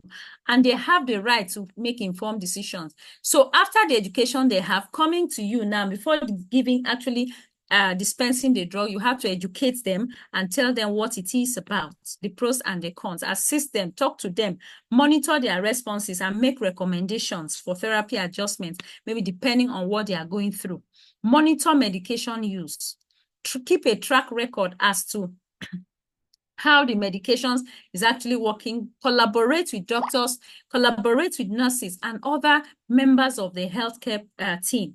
Monitor the patients, ask them how they are feeling, make recommendations. If, for instance, maybe they actually administer a medication to them and you see that the medication, the side effect is not very good, you know, the side effect outweighs the advantages. It is your duty, because you are keeping track of the patient, it is your duty to relate this to the doctor. So you work hand in hand because you are a member of the healthcare team. Okay, we also have participating in quality improvement initiatives, contributing to improvement to patient outcome, reducing medication errors. You see, in every module, nearly all the modules here talks about medication errors, one way or the other, it comes in. So you see that it's a major thing that we really have to be conscious of and guard against, so that we don't have issues that will come from the inability to actually carry out our duties efficiently and properly. Medication errors, look out for medication errors. Make sure that you understand how these things should be, how the quantity, the dose, the name, and above all, ensure that you do it properly. It is done properly. You know, it is done properly so that it will not be to the detriment of the patient. Okay, now we want to look at this basic understanding of this therapeutic drug monitoring. What do we mean by therapy? From the word therapy, we have the therapeutic drug monitoring. We have the word. So drug monitoring is the clinical practice of measuring specific drugs at intervals to maintain a constant concentration in a patient's bloodstream. There are times that when you have drugs, maybe you have drugs put together, you need to measure them. After compounding drugs, you need to measure the drugs, specific drugs, you need to measure them at designated intervals, to ensure that a patient is receiving enough dose that will help deal with that particular ailment or challenge that the patient actually has. Now, this particular duty is very important it's particularly important, you know, for drugs or maybe for medications that have maybe narrow therapeutic ranges, where maybe the difference between an effective dose, that's one dose that will be effective, and a toxic dose is small. Now, what am I trying to say? There is, like we have here, TDM. What does TDM actually mean? It helps. One major thing that it does is that it makes medications to be used safely and effectively. When from now to now, this person is supposed to take this dose, from now to this time, and if the person takes maybe a drug that is 10 teaspoons, the person takes 2.5, maybe quarter teaspoon from this time, after 8 hours, the person takes another one. Now, during this TDM, the pharmacist must have looked at these drugs as the person would take it. That's okay. If the person takes, by taking this particular dose between this time to this time, this is how it's going to work in the body.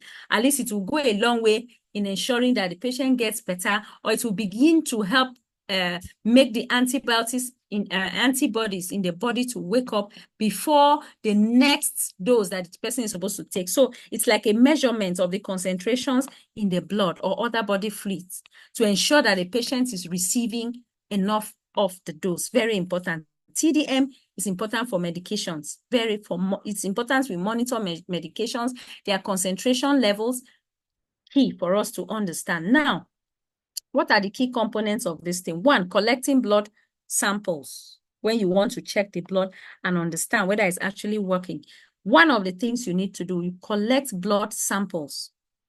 And these blood samples are, why do you collect it? So that you can measure the concentration of the drug in the patient's bloodstream. Sometimes there may be severe illnesses, there may be things there may be interactions. That's maybe one or two things can interact with the drug that the person is actually taking.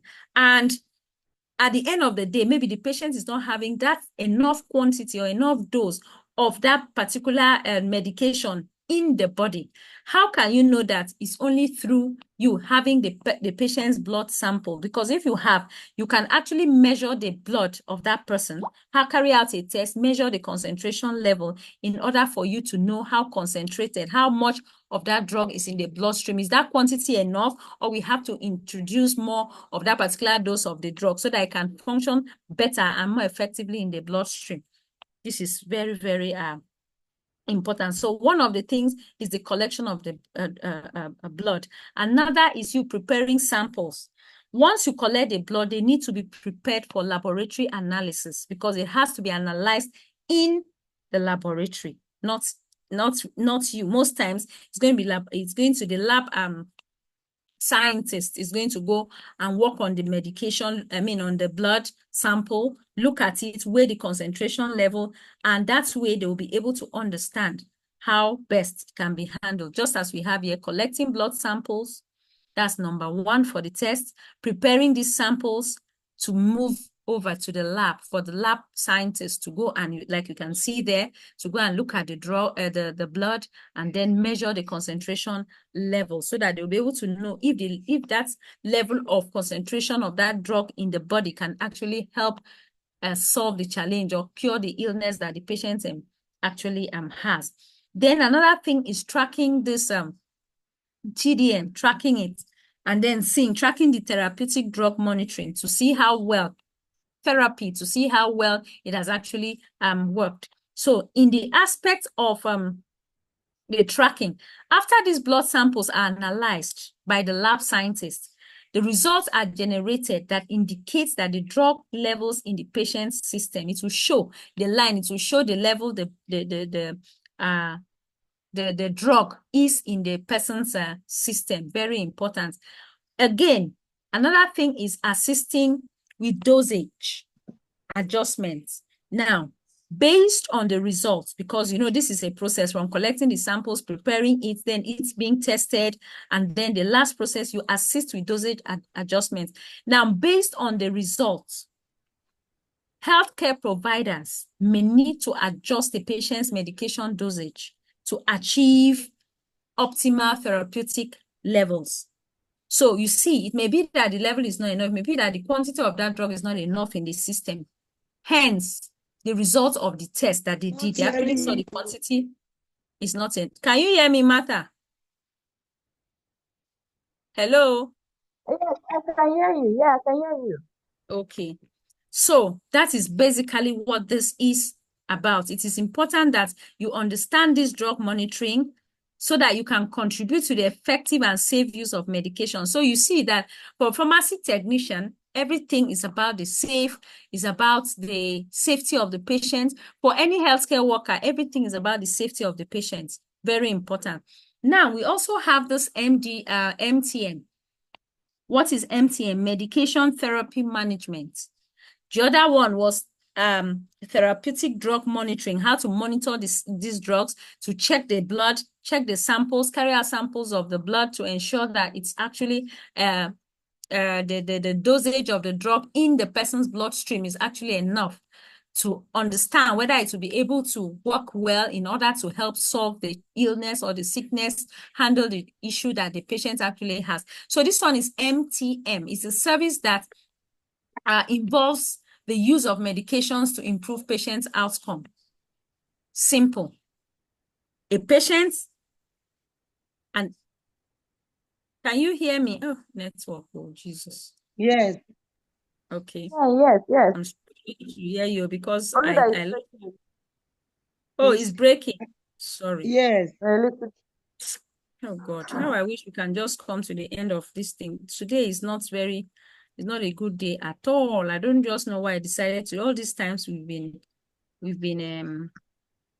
free with network. Today just decided to be funny. So practically now, let's see what's involved in the medication therapy management, managing a patient's medication. How is it working? Now let's see. I have covered monitoring a patient's regimen. Wait, let me let me bring this thing down. It's always covering my hood. Assisting patients in managing their medications. That is very important. That's what we are talking about. Reviewing the medication list, looking at the list, identify any problem or duplications. Very important. It's good to follow up a patient because truly speaking, most of these patients, they don't really understand what is expected of them. They just know they are going to see, they expect that people that actually give them these medications should know what to do. Like they should, they trust you and they know that you are a specialist in that field. So most times they lose guard of even the things they're supposed to do. They take it for granted. So these are some things that a pharmacy technician can help pharmacists. You can assist the pharmacist to do because you are like an assistant to a pharmacy. You are actually an assistant to a pharmacy. So review medication lists to ensure Okay. that any potential problems or duplications is handled. Checking for drug interactions. We are going to, I think that's one of the modules that we have. Drug interactions, how drugs can actually interact with other drugs or interact with food in the body, to give us another result from what you actually expected it to be. So we are going to look at the drug interactions in the body, how drugs can interact with other things in our bodies. That's why sometimes they'll tell you when some drugs are given to you, they'll tell you, don't take this, don't take milk. I gave an illustration the other time that up until I became aware of these things, I had my certifications. I used to think that why do they tell someone when you take antibiotics, they'll tell you that you don't have to take more blood capsules or blood medicines, drugs, with that. But me, initially, that early time that I didn't have the right knowledge, I was like, okay, why can't someone take blood medicine? Because originally, antibiotics are drugs that weaken people.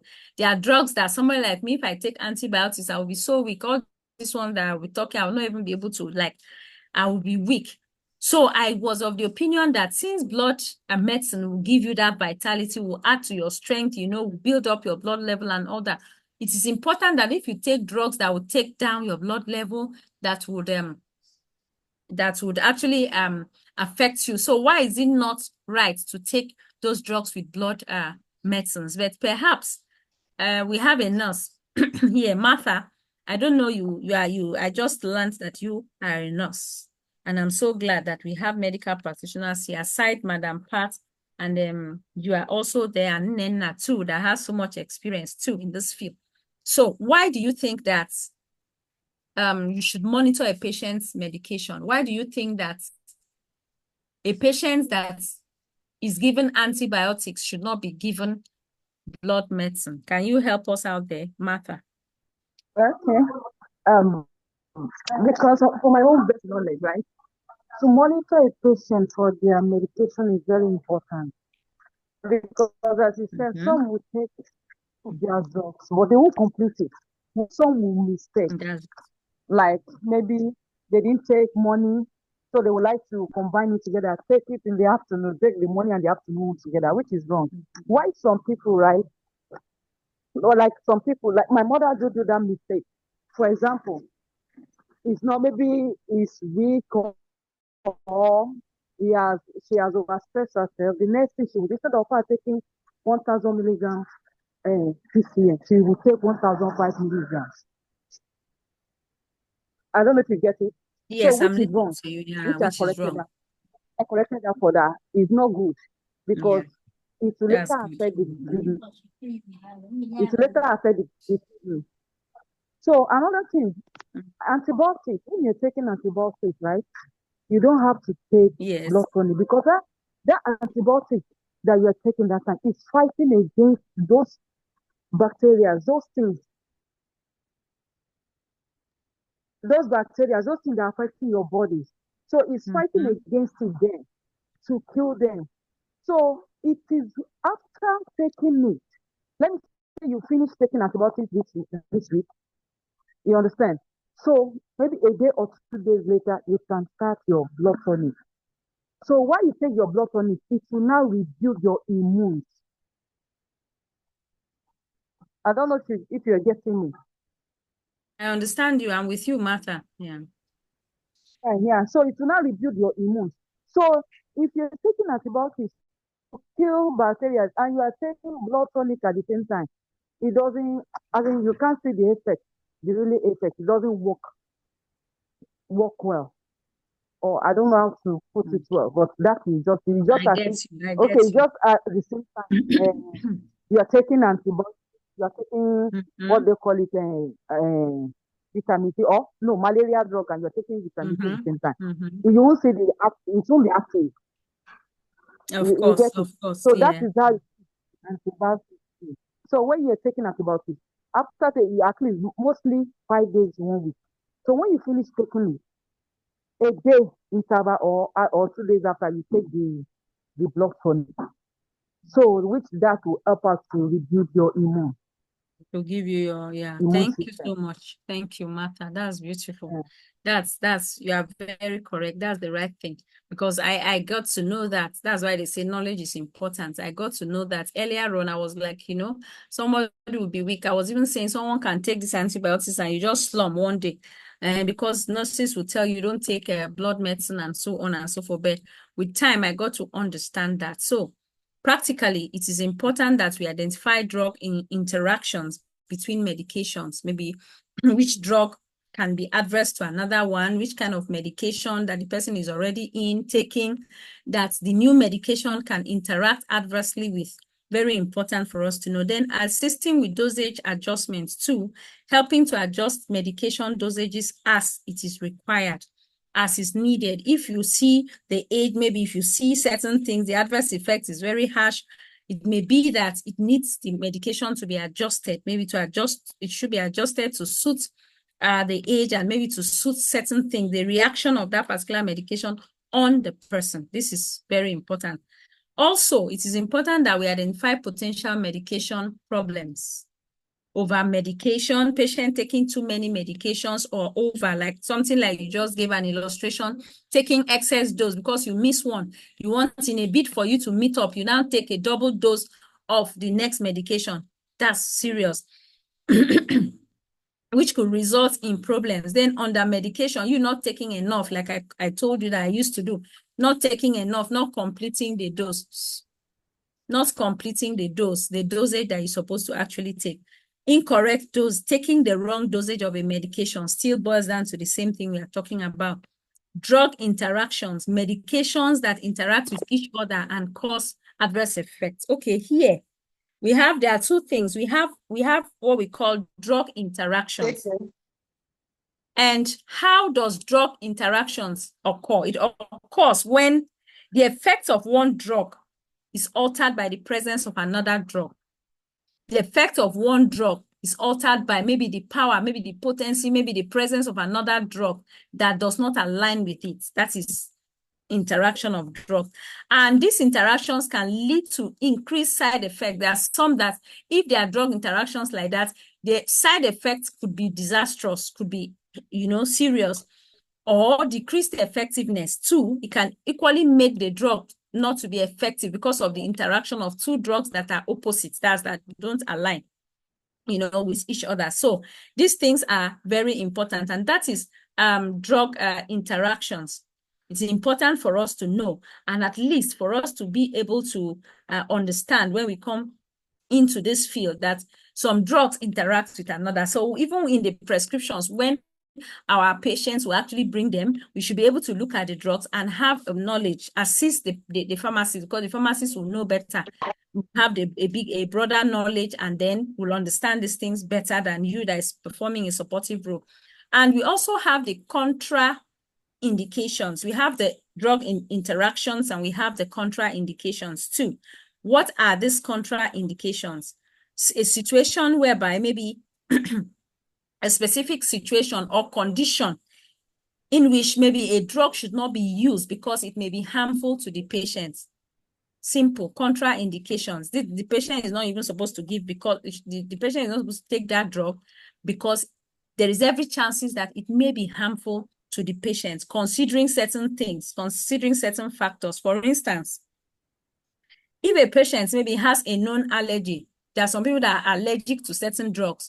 If a patient has an allergy you know, a known allergy to penicillin, maybe he has an allergy to penicillin, administering it can lead to severe allergic reactions, including maybe someone having, maybe there's something they call anaphylaxis. There's an illness they call anaphylaxis, extreme showcasing or extreme allergy. It results as a result of someone having extreme allergic to something, and the person is taking it and it has serious effect. So it is important that we know these things. And such a patient should never be prescribed penicillin or related antibiotics, anything that's related to penicillin. That patient should not be given except it's actually checked and proven otherwise. Then medication errors too, we can't talk about that. It keeps coming up because it's very, very important. Medication errors. We should recommend appropriate interventions, changing medications, suggesting alternative medications. There are times that we have to, as pharmacy technicians in line with the pharmacists, we have to help assist in ensuring that maybe a milder medication is given. For instance, if someone has headache and they say take paracetamol for headache, sometimes a patient can take paracetamol and it actually may not subside the headache. And the patient will be advised maybe to take a Bosca or to take Sudrex. Yes, there's another drug. Those drugs are a bit more powerful than paracetamol. You know, so, and vice versa. If someone is taking a drug that has a high potency level and they have weighed the pros and the cons, you could suggest interventions could come. If the prescription is the person should take maybe something like that Bosca that I'm saying, we could have alternative medications.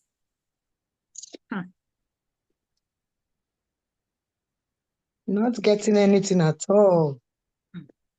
Madam, I don't know whether we'll have to fix another date for you, Madam Patience, because the whole of today, truly, I don't know what else we can do. Network has really done us something today, I tell you. And last week it was smooth all through, smooth ride. I don't know why it's like this today. I just pray tomorrow we don't have this problem.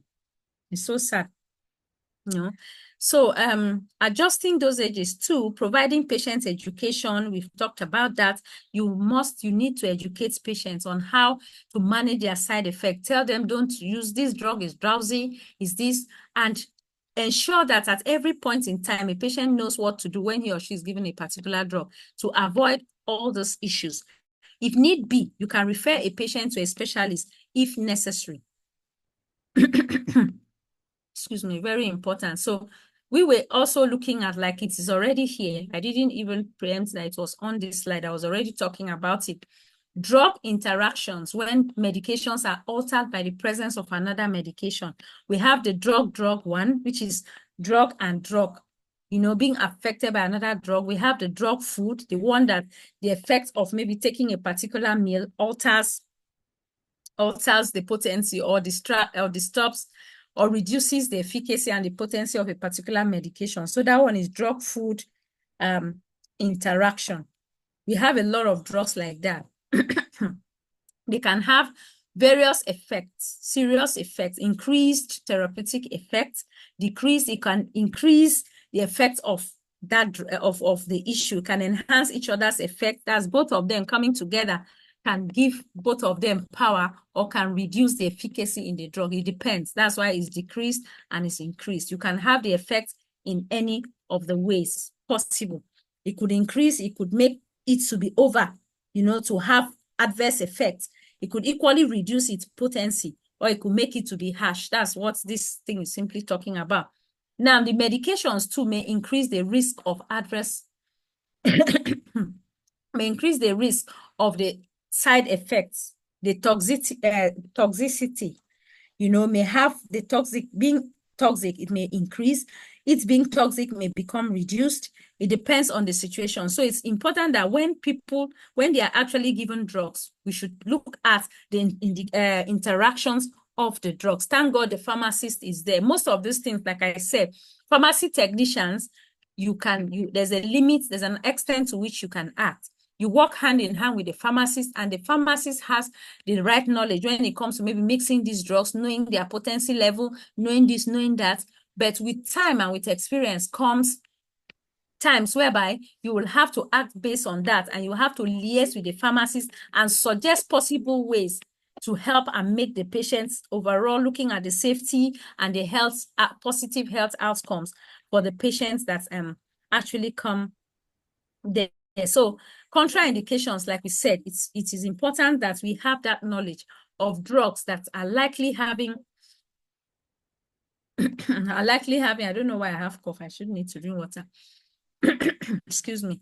Now, contraindications are situations like we've already talked about, which a medication should not be used for any reason. Maybe because of the patient's history, the person has a particular history, or the patient is allergic to the drug. Thank you.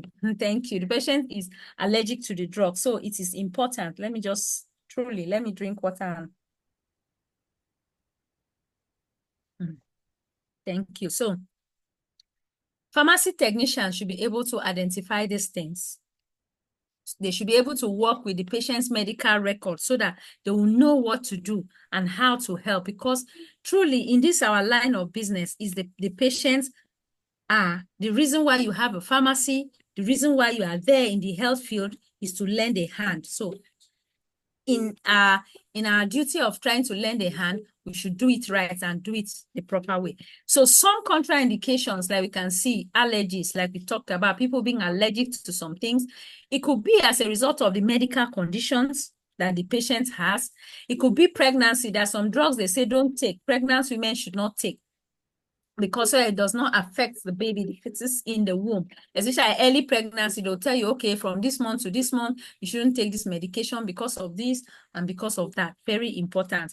And then breastfeeding mothers, it's always specified. Some drugs breastfeeding mothers should not take because you transfer it through breast milk, transfer it through breastfeeding to the baby.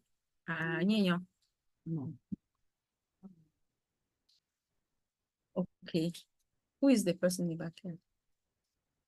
All right. So now the age too, the dosage of the medication may be adjusted based on the patient's age. Of course, you shouldn't give a medication without actually taking note of the proper dose, of the correct dose. Now, other medications too. A medication may interact with other medications, like we already talked about, that the patient is taking. So you see that the patient's history, health history, is more than important. Because if you have the health history, you'll be able to know the drugs and the medications that the patient is actually taking. And for any reason, if a doctor prescribes drugs that does not go well, that in your own knowledge and opinion, it does not align well with that patient because of the challenge the patient is having, because of the underlying illness, that is why you are there, is to liaise with the members of the healthcare team, the doctors, the nurses, to ensure that you actually get the right drug for this patient. Maybe they can suggest alternatives, things that are a bit mild, that will not have that interaction, adverse interaction effect on the patient. This is important for us to note at this point. Like I was saying, we don't have monitoring therapy outcomes, monitoring the outcomes of therapy. Christina, why did you react like that with Mommy? Wanted to ask you, what did Mommy say you should do?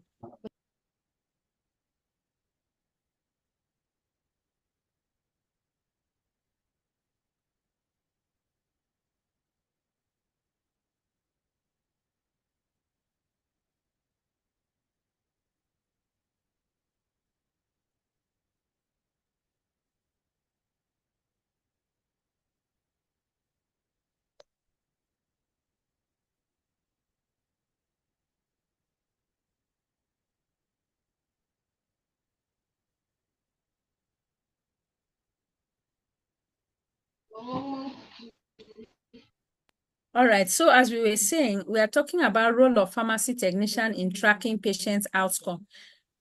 What is the duty of the technician? You collect the patient data. This is very important.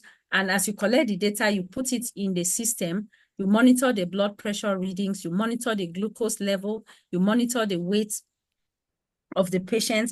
All these things, you monitor them and ensure that it is actually documented so that you can have a track record. You can be able to follow the patient's history. Then test 2, monitoring laboratory test. As a pharmacist, most of the things you do, maybe sometimes you may need to test a medication. It may need to go through the lab. It is important that it is followed, or you track it, the results. The results come to you, you look at it, the test, maybe some liver function test, some blood test, some urine test, and a whole lot of tests like that. You don't just have to leave it, because the patient's overall well-being is your priority, should be of topmost priority to you. Observe patients for any signs or symptoms, very important. Whether they are improving, you observe them. Whether it's getting worse, you observe them. And document their progress too, because you need a follow-up. You need a form of continuity with that patient. That's why you have the records. So ensure that it is documented. This is important for us to note. And then what do we have here? Reporting. I don't always like talking, but in this case, network is not friendly. So I don't know. Who will I ask? I ask, it's breaking and breaking and breaking. It's just, today is just not very good for training. Now, report significant changes. When you observe these things, you notice any changes in the patient's health status, because you keep the record. Report it. You see, you hear of any adverse drug reaction, ensure that you report, or allergic reactions. Do make sure that you report. Medication, non-adherence to medication. If a patient is not taking his or her medication effectively, identify any barriers or any hindrance or anything that will stand in the way of a patient actually taking his or her medication judiciously. Report. Changes in lab results. Maybe sometimes a patient's coming in, is asked to do a test, is on medication. Then after the medication, the person is asked to do another test, which results in maybe taking a less potent drug, or a drug that is should be taken at the level of that person actually having done better than it was the first time. All these things has to be documented. Address patients' concerns and report any serious issue to the pharmacist. Do not have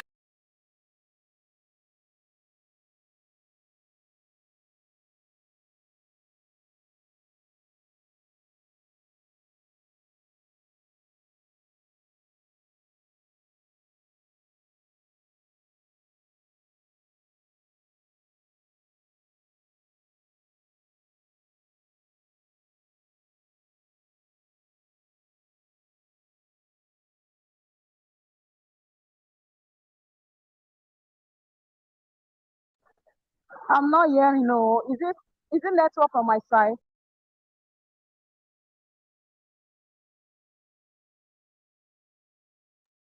No, I don't think. I think it's from us.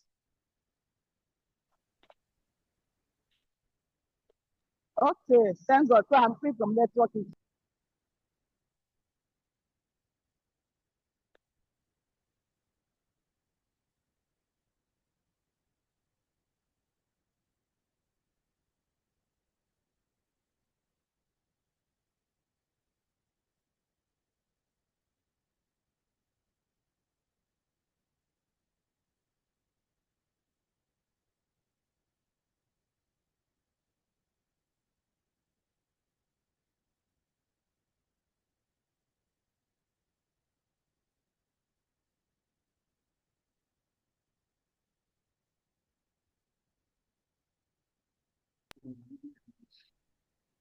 can you hear me? Yes. Yes. Okay, don't worry. I crave your indulgence. By tomorrow, God will help us. Since tomorrow we have 2 modules. So by God's special grace, we can see how to just run through if we still have the time. We'll see, because today does not favor us. And I fervently Not pray at that all. tomorrow will be better, because tomorrow is Saturday. And please, Amen. let's be reminded that it's in the morning. So we would see, since we have just 2 modules and tomorrow's work is not very voluminous, we'll still see how to squeeze time and touch some of these areas, because today is just been somehow. Well, we don't want to Messed up. confess. Today on was messed up. Yeah, today's network is not good at all. It's bad. But however, I think this is about the last module we have for this evening. Tomorrow we'll see how to go. And for the slides, like I like to say, at the end of tomorrow's training, the slides will be dropped on the group. So everybody can have the slides, and then we can see what to do. I fervently believe that tomorrow will be better. So sorry for the Amen. network. Oh, It amen. could have been better, but there's nothing we can actually do. So It's at even this worse in my own angle. Madam, Patience is like your own. Your own is the The worst. your own is the worst. Candidly, it is. Is the It worst. rained heavily this way. Heavily. It rained heavily. Okay, that's why. That's why. Any day it rains, even from my end, any day there's a serious rain, heavy rain. It's always like this. But God will help us tomorrow. So on that note, please, if we don't have any questions or any contributions, I'll just like us to, since network is not friendly, I'd like us to call it a day. And Yes, then so yes. tomorrow we'll see how to do it to make up for these lapses of today. Yes, so Tomorrow, by God's grace. So on this note, MJB Management and Integrated Services, over to you. If you can even hear, network is terrible. All right, doctor, if that's the case, if that's where we are going to stop today, let's be considerate enough because of Madam Patience. And I believe, thank you, as you have said that that the models are finishing, that tomorrow we don't have too much models. So I believe we'll We have continue two. tomorrow. Yeah. Yes, We'll ma'am. Thank continue you, sir. We'll Thank you, tomorrow. sir. Yeah, Thank so you, that we sir. don't have issues. All Thank right. you. Good Thank night, you. everybody. Do have a lovely Good night rest. night. Good night, Dr. everybody. Dorothy, I appreciate you. Good night. Good night. Good night. Mm.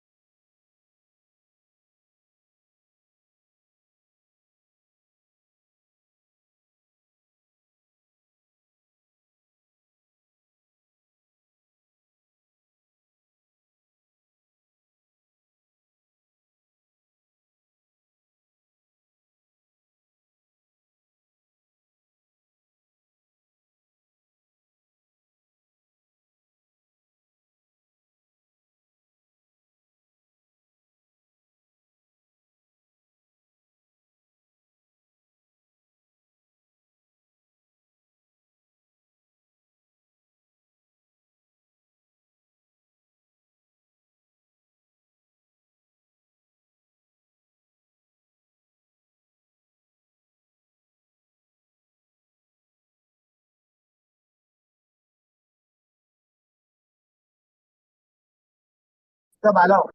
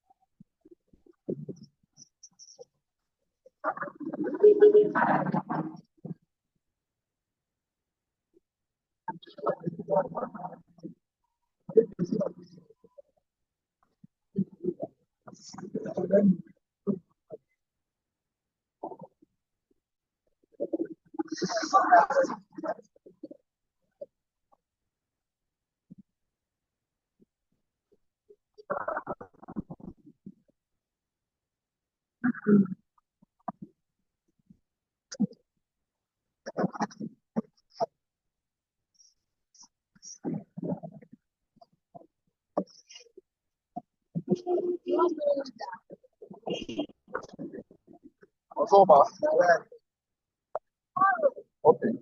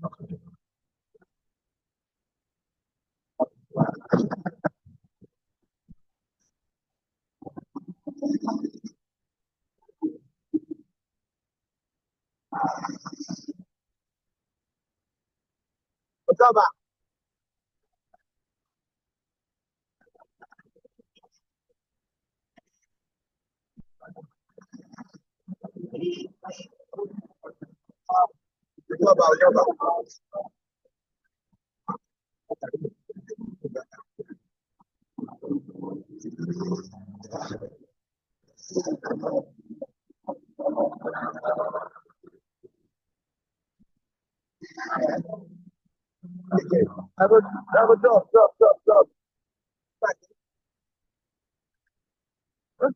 Right.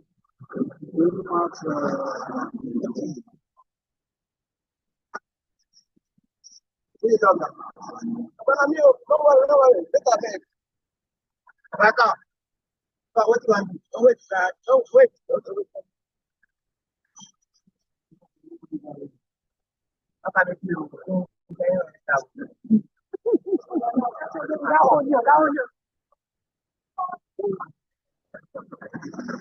The guy is not finished.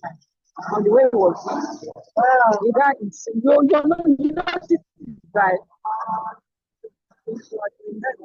Yeah. No, he's not finished.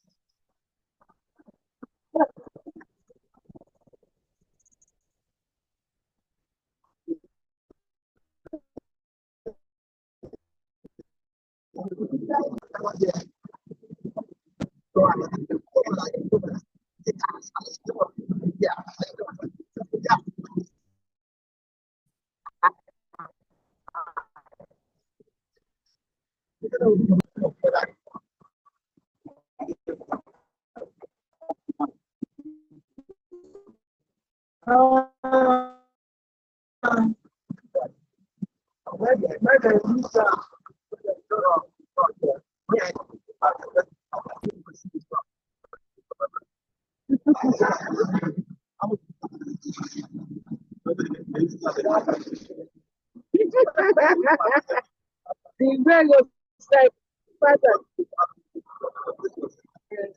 but no, you are right. But another thing is that you see, Nigeria now, that's what I want to say. So Nigeria now, you have to be very careful.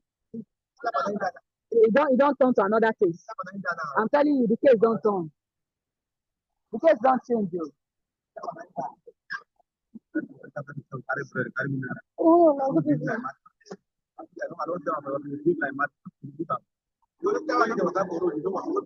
The one when I even see, they say this one carries a semo bag of semo. What we say na mad, you can't tell una say, you can't tell the person if you want to kill me. Say my pikin dey for house, they never talk. No, I tell you, no, yeah, for here they put their for west. Those people think about they go do that, they go kill now.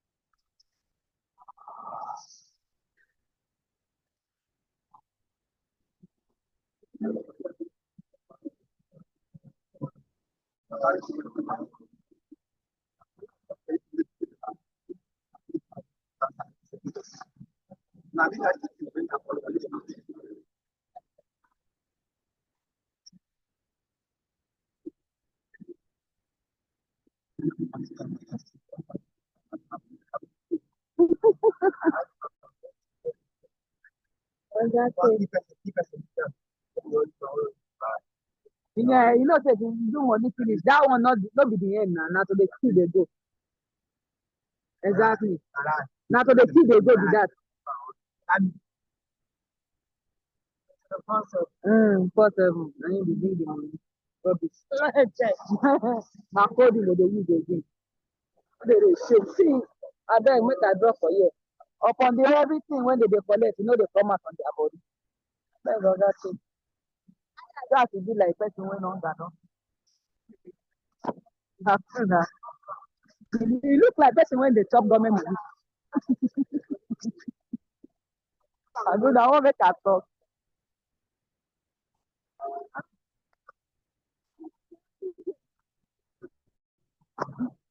No watermelon.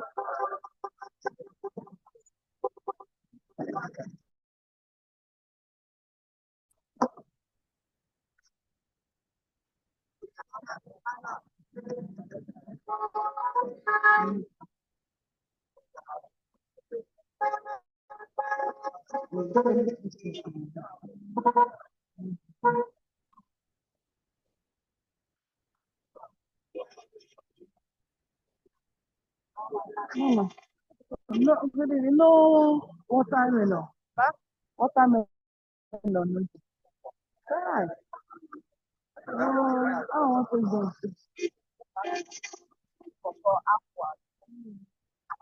Now, so salad, I want.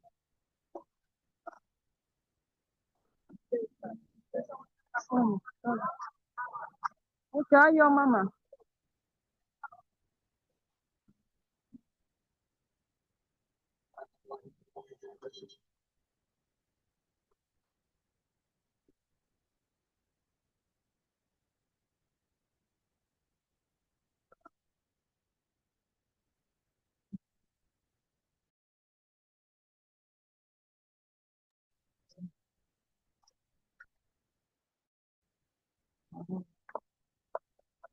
Good evening, sir. Good evening.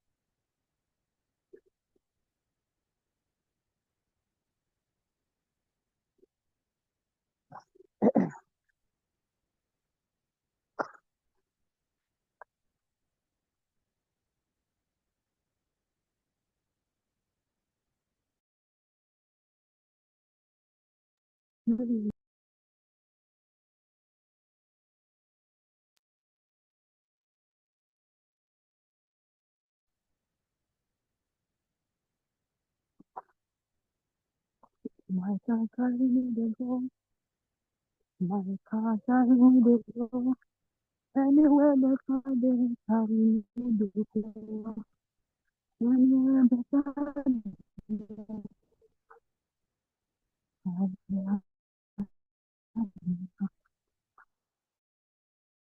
go.